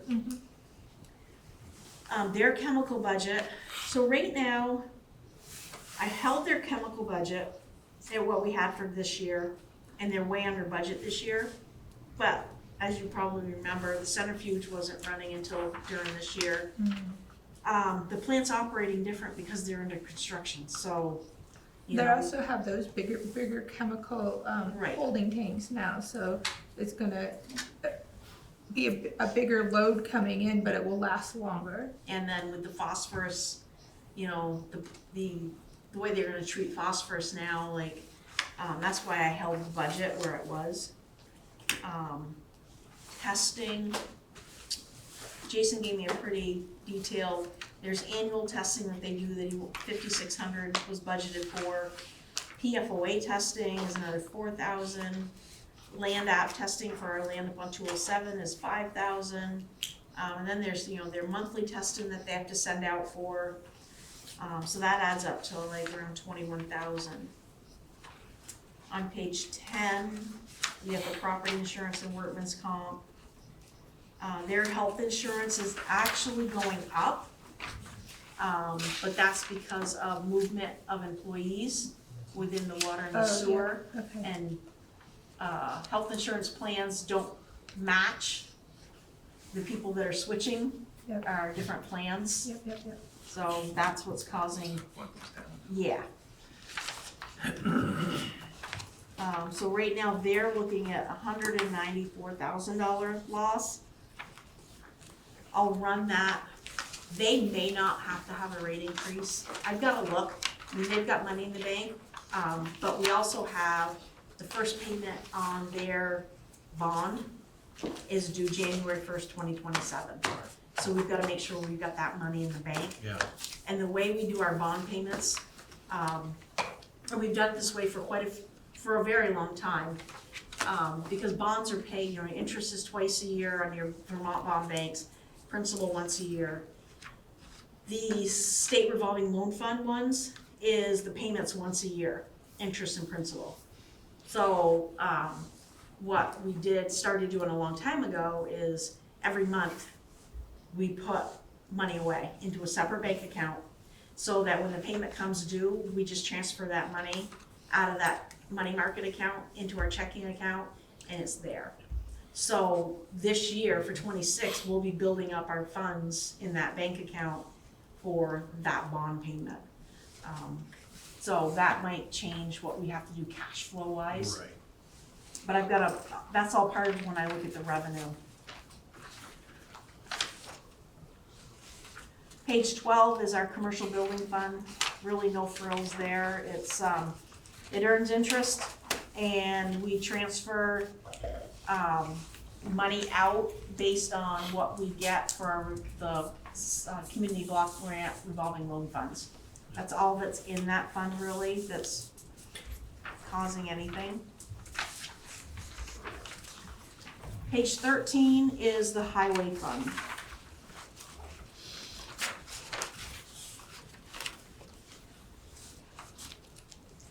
So, maintenance of summer streets, you will see is, quite high compared to last year, or this year that we're in.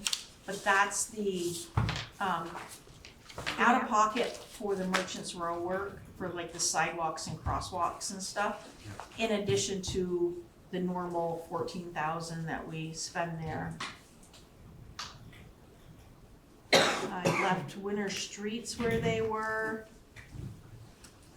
Maintenance of bridge is gonna be the amount that the village is obligated to pay as state starts planning the bridge repair in is it 29 or 30 that we're, 29? 29. 29.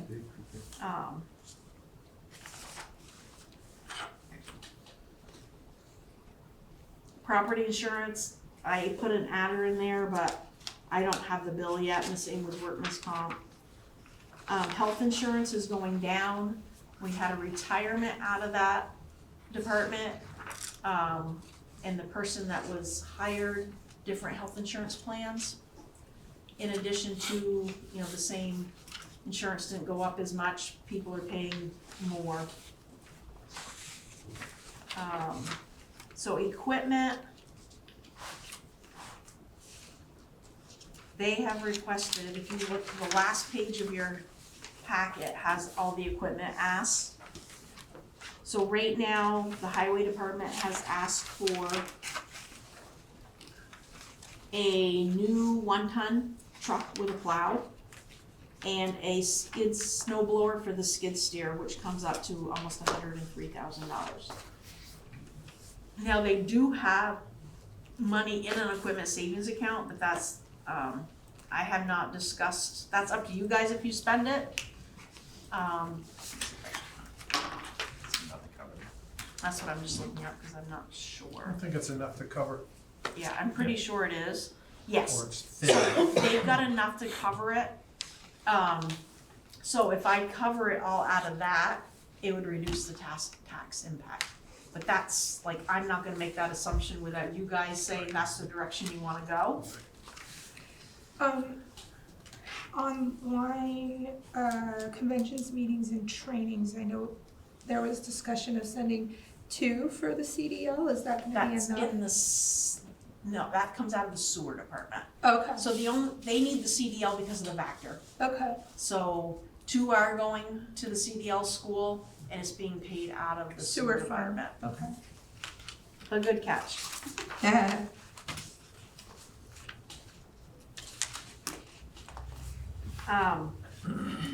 Paving, Bill, I never got an amount from Dean on what he wanted for paving. I've got the 30 in there from 25, but, I'll have to follow up with I mean, prior to last year, we did 50, so Doesn't seem like there's enough, right? I'm assuming he's gonna want it back up to the 50, but I caught that. I hadn't had a chance to ask him. I'll find out tomorrow. Okay. Does the board have an inclination which way they wanna go on that equipment for that? Remove it from Yeah, here? I say if What they is have, our total balance? It's just over $200,000 in there. I'd say pull it. yeah, I say Yeah. pull it. If they have enough money to cover it, let's let them cover it. Okay.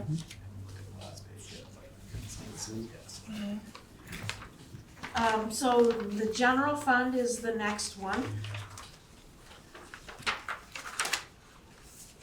So the rent line item, let me go back to my spreadsheets. So the rent for this building, so what I do is I take, the building supplies, the electricity, water, sewer, insurance, maintenance, heating, fuel, what I budget, and then I split it amongst the departments that use this building based on the square footage. Plus MVR is billed also. So the rent for, that makes up the 139 is more than just this building. So it's partial, we've got the tower out back that sits on the land for the Verizon tower. So the rent we get from that is partially out of, the general fund gets some of that, the police gets some of that, and the electric department gets some of that. How much So is it? How much rent do you collect for the Verizon tower? It's, $2,200 a month. yeah. So it's split to 3 different Good chunk of this. departments. So that makes up the 139. Budget will be going down. Yeah, that's what it's predicting right now.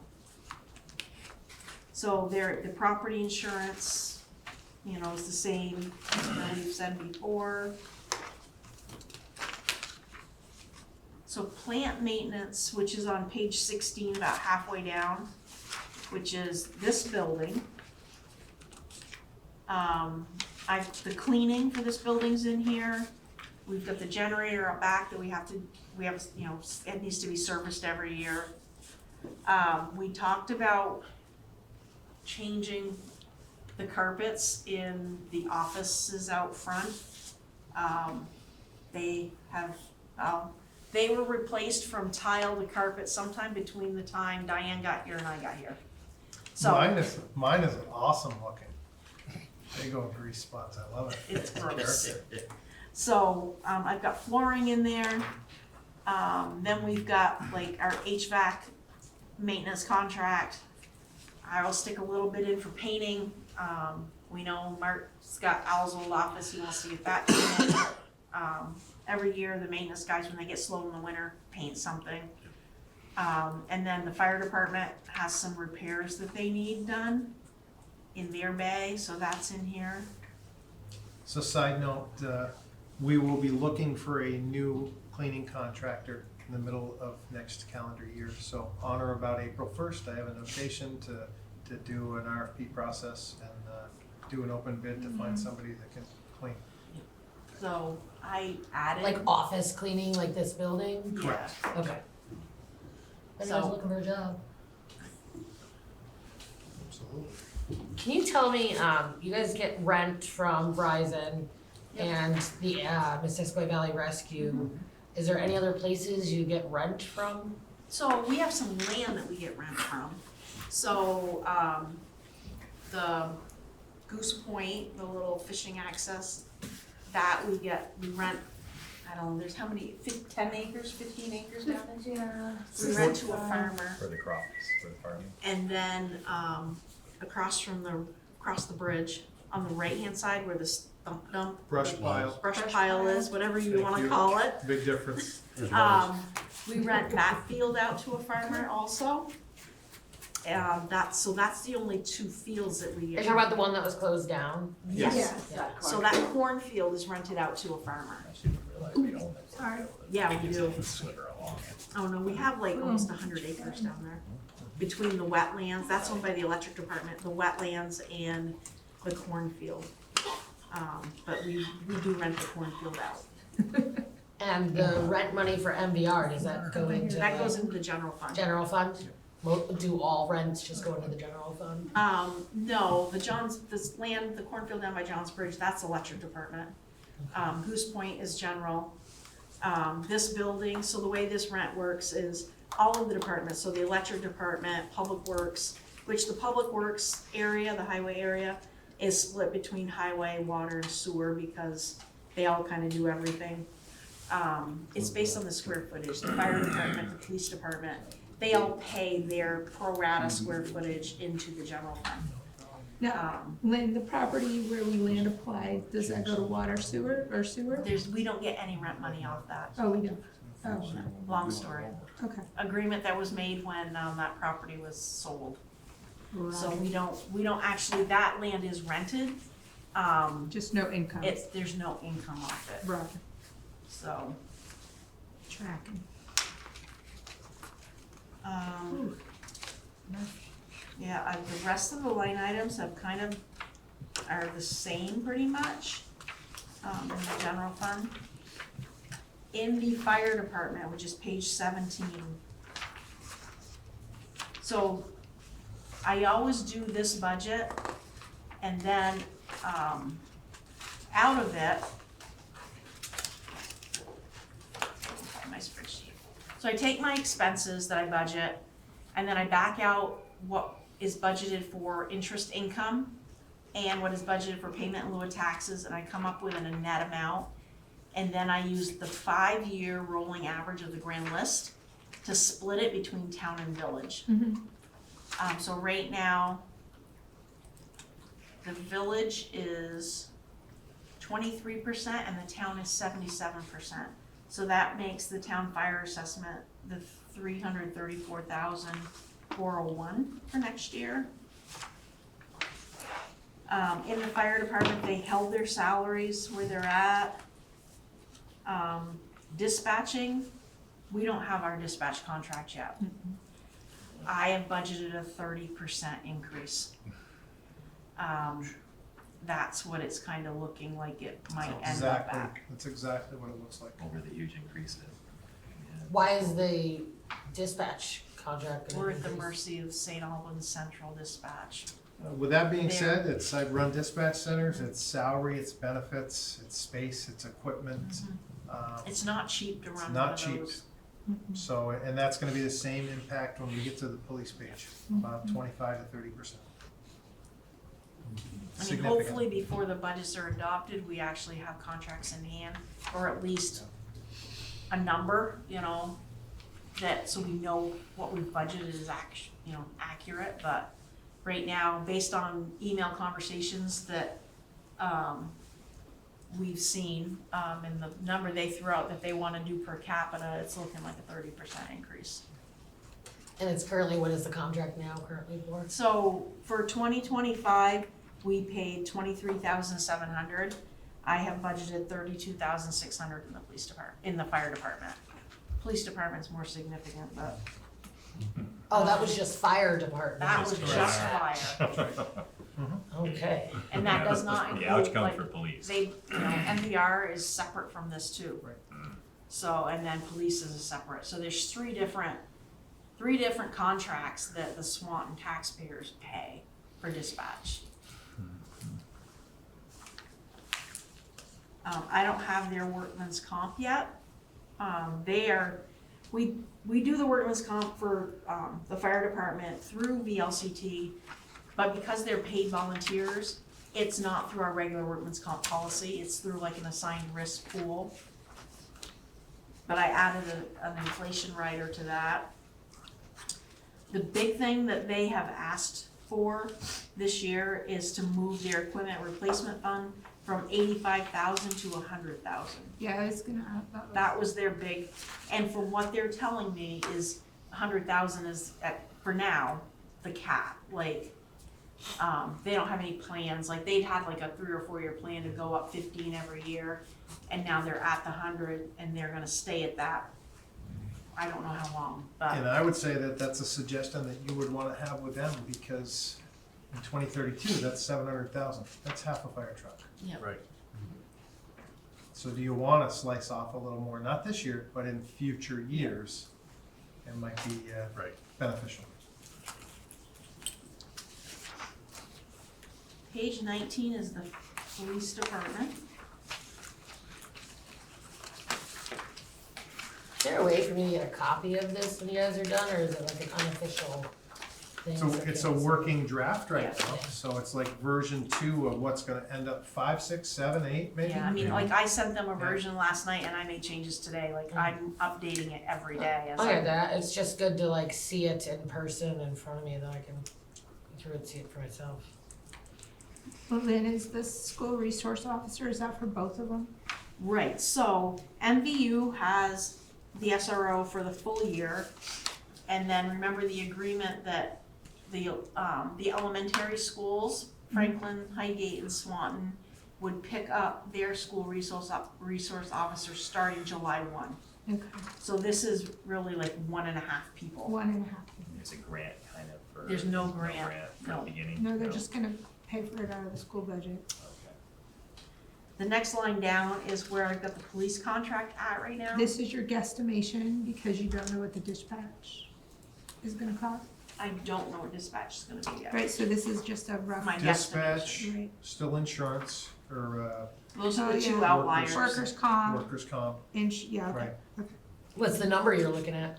Well, I mean, 500. so right now, let me get down to the police contract, I'll explain how I did that. So that number is not what the town will see on their ballot, because that's what we will show in revenue, Mhm. which is 3 years of the current contract, or 3 months of the current contract, plus 9 months of the 0.335% of our budget. So as we work through this, I can go back to that. So Siobhan, to explain, remember, our current contract goes 3 additional months. Our new contract starts April April 1st. 1. So there's always been a confusion, town and village, because what we show as revenue is not what they vote. Because what they vote is gonna be April 1 to March 31. So what's on the ballot this year will be April 1 of 26 to March 31 of 27. But because we're a calendar year, I have to show that revenue. January through, yeah, Yeah. 3. Are they on the same schedule with the town, or is that a July 1st for them? I don't know, are they? I don't No, know, they're the same. are they fiscal? Yeah. Their calendar, yeah. So, their salaries are topped over the $1 million mark this year for the first time in a budget. But in there is, what we currently have is 2 positions that are open, Correct. Full-time. 2 full-time, in addition to staffing they currently have. Their dispatching is at 126,500. So, And you said that's padding at 30% increase? That was for 5. where's my note? Notes over there. Well, imagine that you gave it 30% to So both police our- and fire. Right, so we know 55,000 is good from January to June. Mhm. Then I took the 55,000 times the 30% and And then divided it between the two? Between fire and police? no.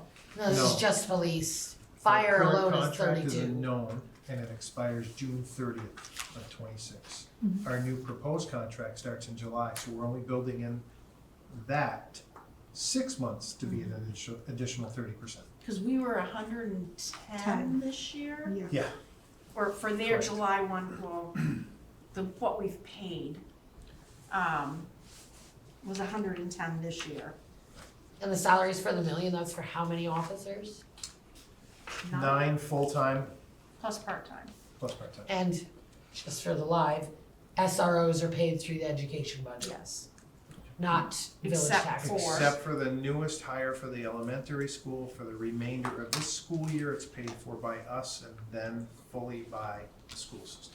Why is it paid for by us and not the education? It was an agreement we made, the board made with the school. It's a force multiplier for us, because when they're not covering the school, they actually can provide coverage and resources to us. Okay, thank you. It was a good pickup for us.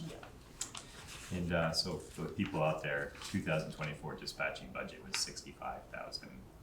65,000 last year for the budget?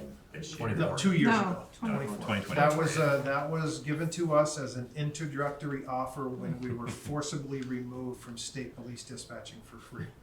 And there's no other dispatching to where there's negotiating room on a cheaper dispatch, right? None, and It's like a people- monopoly, huh? It is, but it's expensive. Yeah, so, and 2026 is 126,500, and 2024 was an introductory from 0. We could certainly try to stand up our own for 26. between $2 and $3 million. And then more 24/7 benefits. dispatching, Hey, more benefits, employees. salaries, lots of employees, space, equipment, 911 legal requirements where you actually may have to handle a certain volume of 911 calls. Training. It is, and we would Staying up on never, training. we couldn't do it, it's not cost effective, and we wouldn't find the staff. So dispatch is a huge budget hanger for the police. They're very important. Bad. Same thing for the other departments.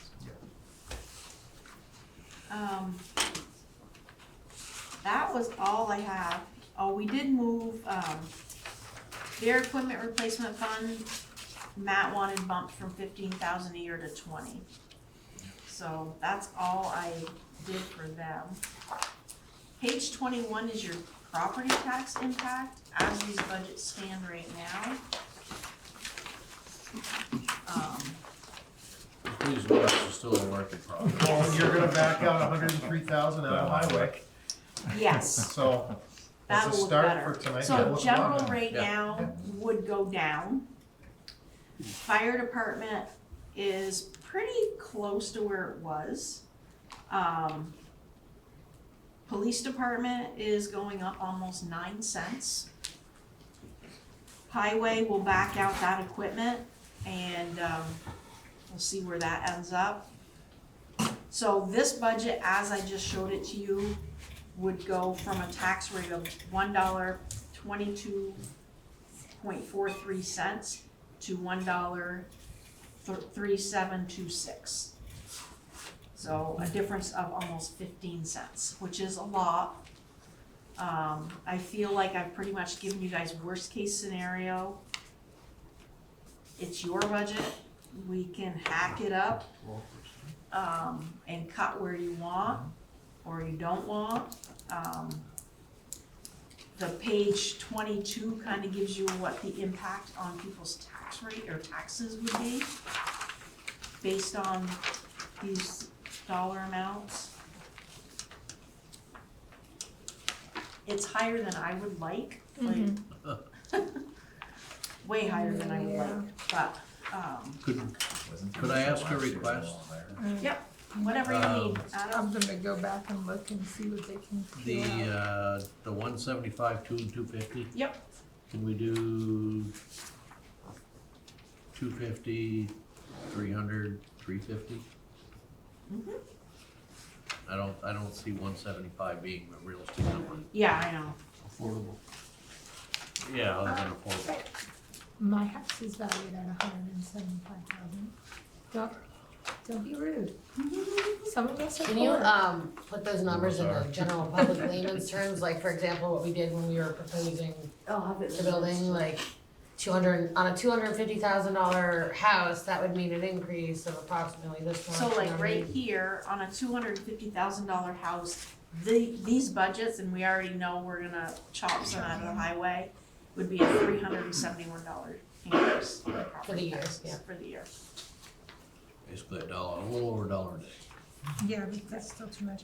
I think we should need to figure out what we can chop some more. And then page 23, that's That's the the wish equipment, list? that's the equipment wish list for all the departments.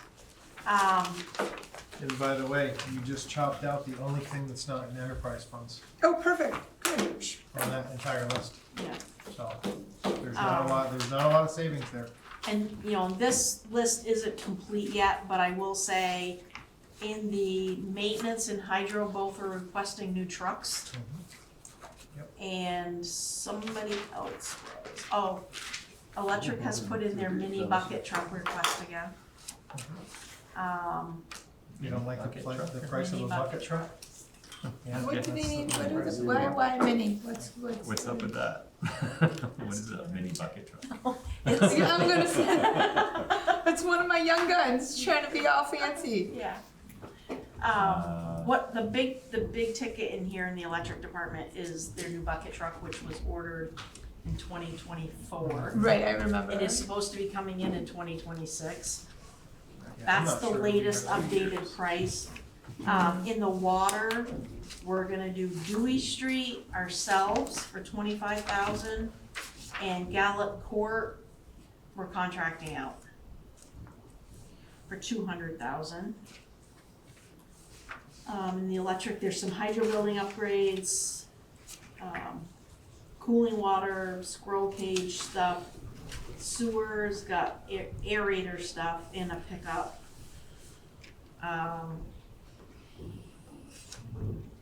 That's about it. I don't have, like, obviously, police always has like a $10,000 equipment line item. I don't have that on here. Fire has their standard, you know, they need to get gear every year, and small tools.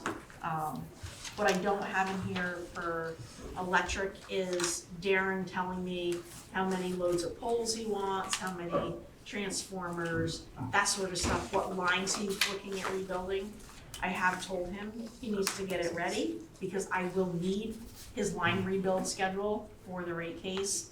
We will need transformers and, you know, all that stuff we'll need for the rate case. They've asked some of it for our IRP, but he'll need more firm stuff, and Dan will have with the hydro plant too. But, But we're gonna put that escalator in, right? at the so that was kind of a No. quick run through. I mean, take it home, look through it, Elevator. call me with questions. And, you know, you'll see it again, probably next meeting. Yeah, But, 'cause we've gotta approve it 2 meetings from now. yeah, that's why, like, get a hold of me between now and then, and as I make adjustments, I mean, I'll be, like, once I get the water and sewer revenues done, I'll be shooting it back out to you guys. Yep. It won't be this week, I'm on vacation, but, Thursday's fine. our audit is scheduled for January 13th, and they will be here for the week.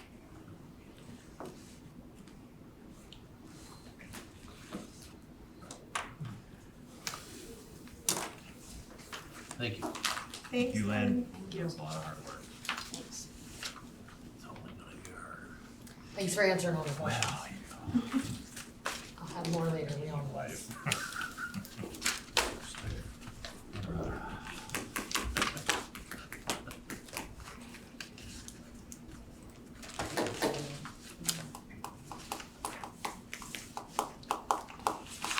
Okay, so moving on from the budget. Number 12, AMI project update. We're still about the same, over 3,600 for electric AMI meters installed. And based on this time of year and the complexity of those remaining, we'll get to them when we can. Water meters down to 1 crew scheduling, so we're banging out, what, Diane, maybe 4 to 5 a day is what we're getting now. So steady progress, we're probably close to 1,250-ish is my estimate. We were over 1,200 last meeting, so gaining on it. Little bit of snafus in the software world, but circumstances beyond our control. I think we're largely back on now. So, we had trouble with the Empower GIS maps, and it looks like what happened was something in BEPS's IT department. They were trying to do something like move stuff and it crashed. Oh. So we were down for a week and a half. Yeah, it was like close to 2 weeks. We had a call today and they were like, oh, it's you know, it's all up, and then Trish and Lori are like, no, it's not. So I think while we were on the phone, they got it so that Trish could log in on the iPad. Cause she's like, are we just gonna sit here while you get this figured out? Like, we've got stuff to do.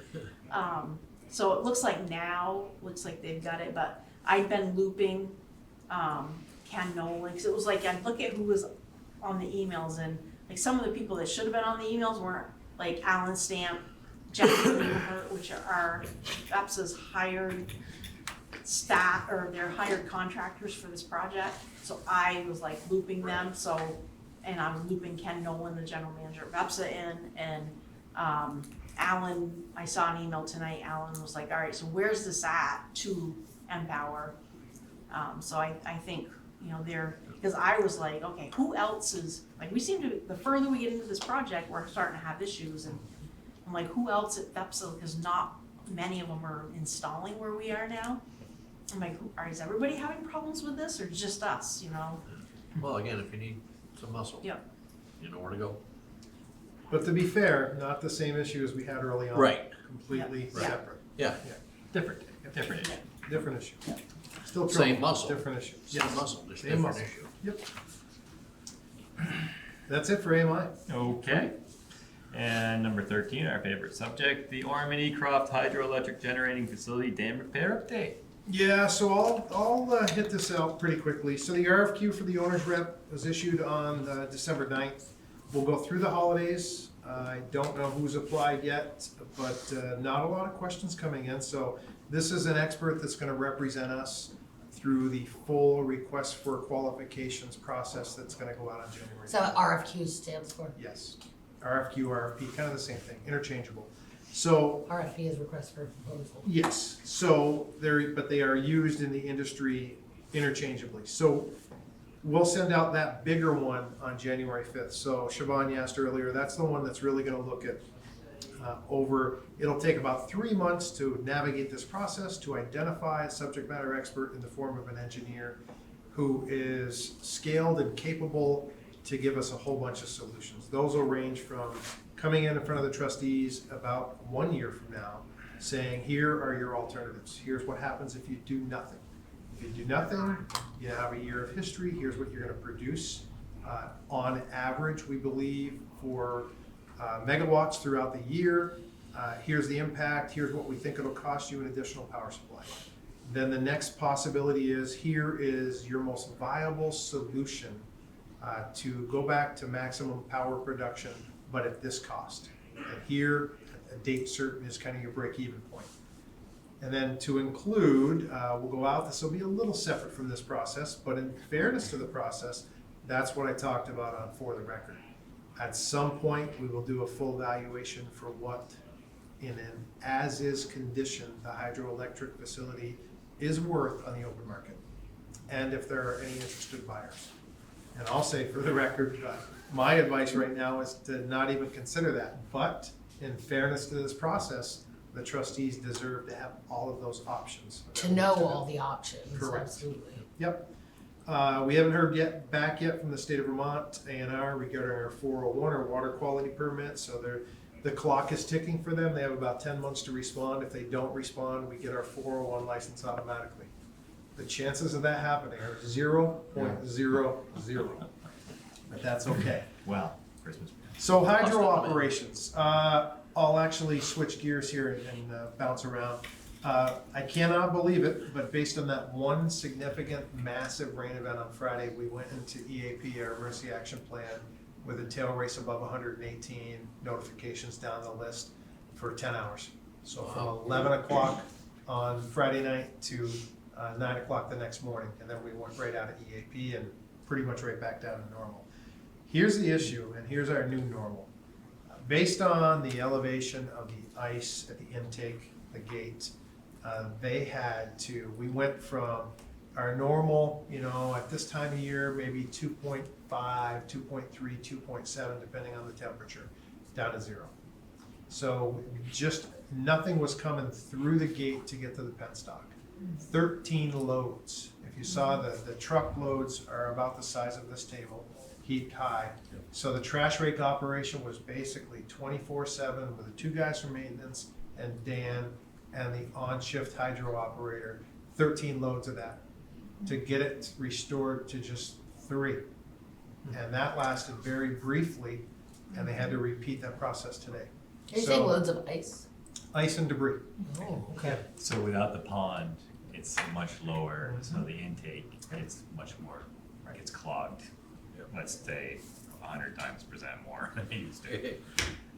So it So requires a Dan lot is saying he's thinking that, and Dave as well, are saying that they think that there's something stuck in the racks that the claw, I don't know what to call it, is The rake, the rake is yeah. not picking up. Either and that, so- or we have sediment in the penstock. It's really an unknown, but for whatever reason, the volume of water that we would expect, even with only 10 feet of water available, is not what it should be. Right. So again, new normal. We were warned about this by Yeah. Celeste and her company, P.E.G. Celeste Fay is one of our vendors on another project, but she's a hydro expert.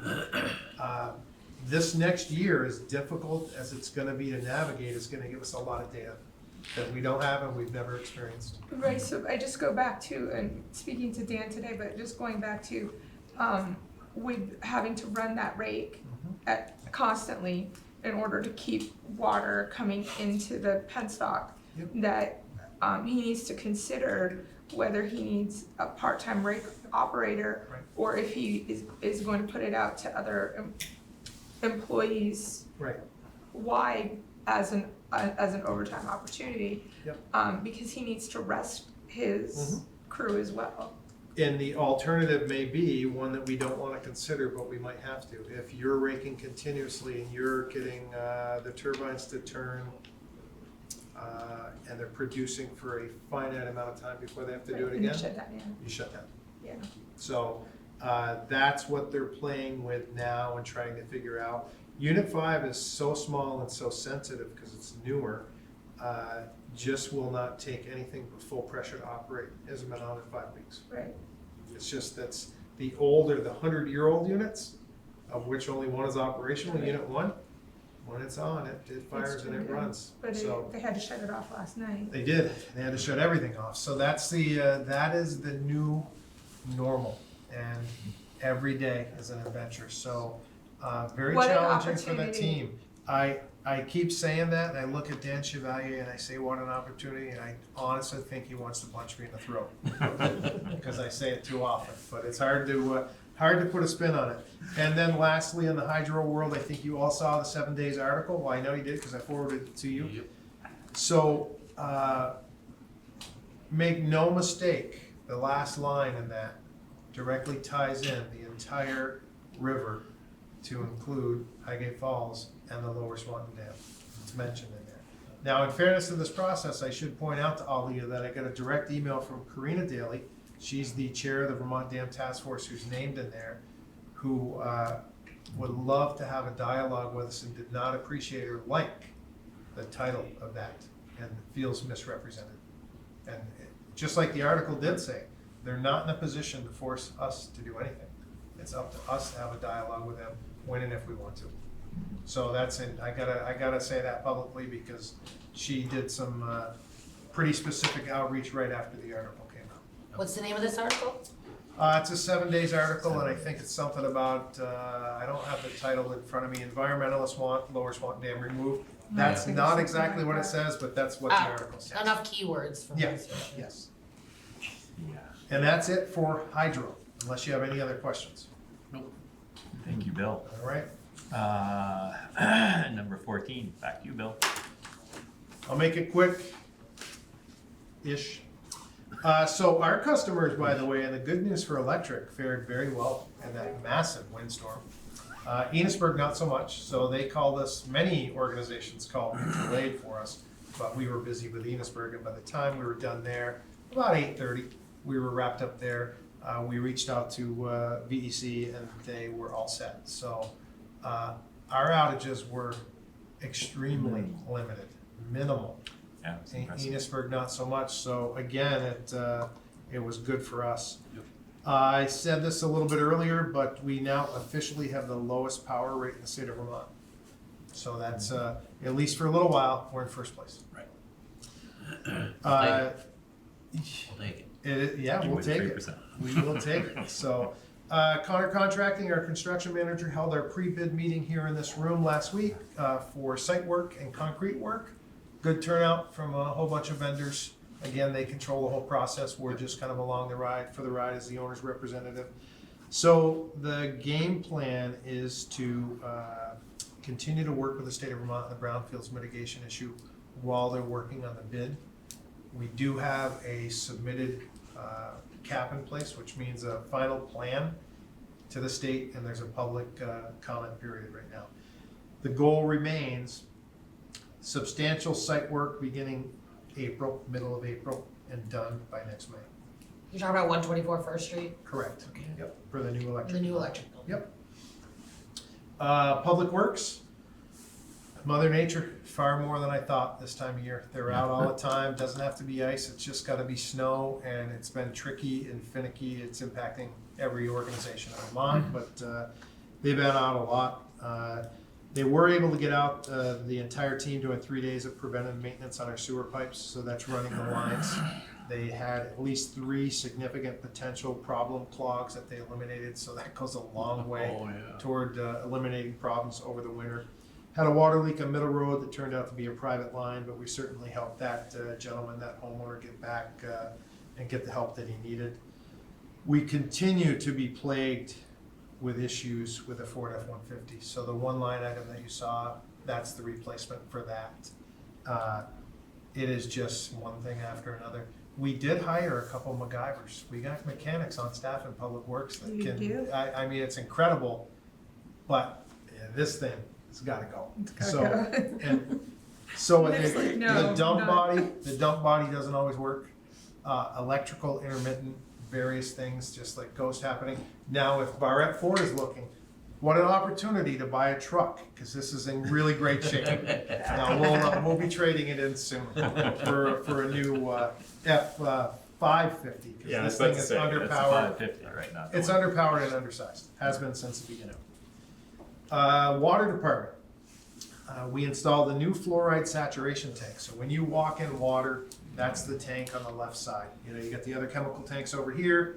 That's brand new. It was aging. It was costing us a lot it was causing a lot of issues in its operation. Provided free to us by the state of Vermont. So that's part of the fluoride thing. So that's a freebie. They come up, help install it, take everything out. That should help significantly down there. We swapped filter tanks. So again, the tanks when you walk up, the clarifiers on the left and the right. We were having a whole bunch of alarms and call outs at least once a week, sometimes 2, and those are gone. So everything right now is operating seamlessly down there.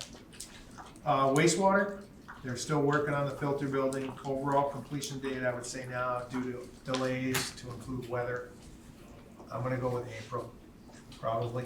They can't do any final paving work, or it's not even gonna be paved. Shouldn't even say that. Doesn't that put them over the time limit? No, I mean, there's no penalty. It's a non-penalty contract. It's mutually beneficial for us and them. And what you see happening is they just have very few people on the job site. I know So, today. Yeah. Oh, probably this week especially. If they had 2 or 3, I'd be surprised.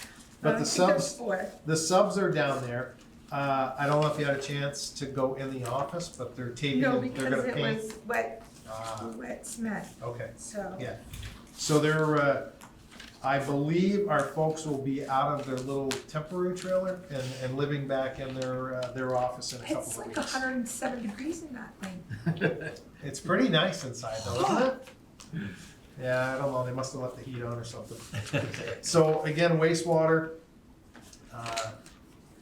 The good news with this is we'll have a interest payment, but we won't have a full bond payment until 2027. Exactly. January 1 of Yeah, 27. but still, That's all right. 2027, yeah. Yeah, that's all I have. That's enough, I think.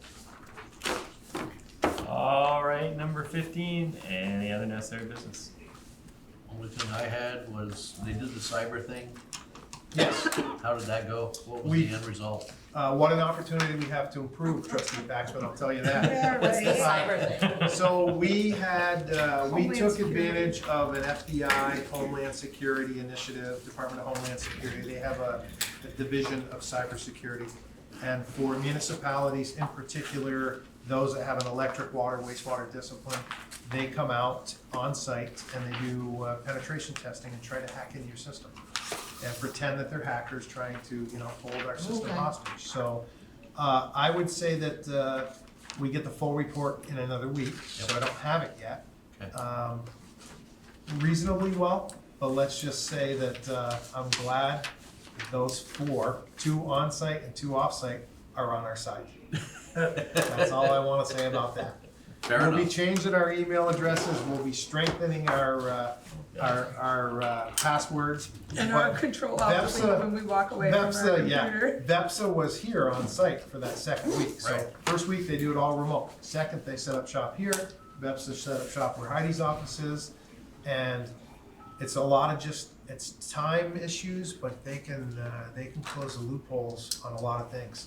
So lesson learned for them, and that'll help a lot of Vepsa agents. Awesome. Yeah. I remember what state it was. I want to say Pennsylvania, but there was like a hacking incident where they tried to hack into a electrical grid. Yeah, they're trying to, Yeah. water Massachusetts. departments, Kind of what yeah, that's about. yeah. So it's good. Yep. So for any other necessary business, I just have, I know I received a phone call from a ratepayer regarding, the charges we put on the, water and sewer, for not moving to the AMI meter. It's 50 and 50, right? Is that Yes, 100? that's the proposal, yep. Basically, not that I'm saying that it needs to be walked back, but maybe we could consider some hardship thing if a person has a difficulty paying that maybe we allow some sort of a hardship Hardship case. funding to. Not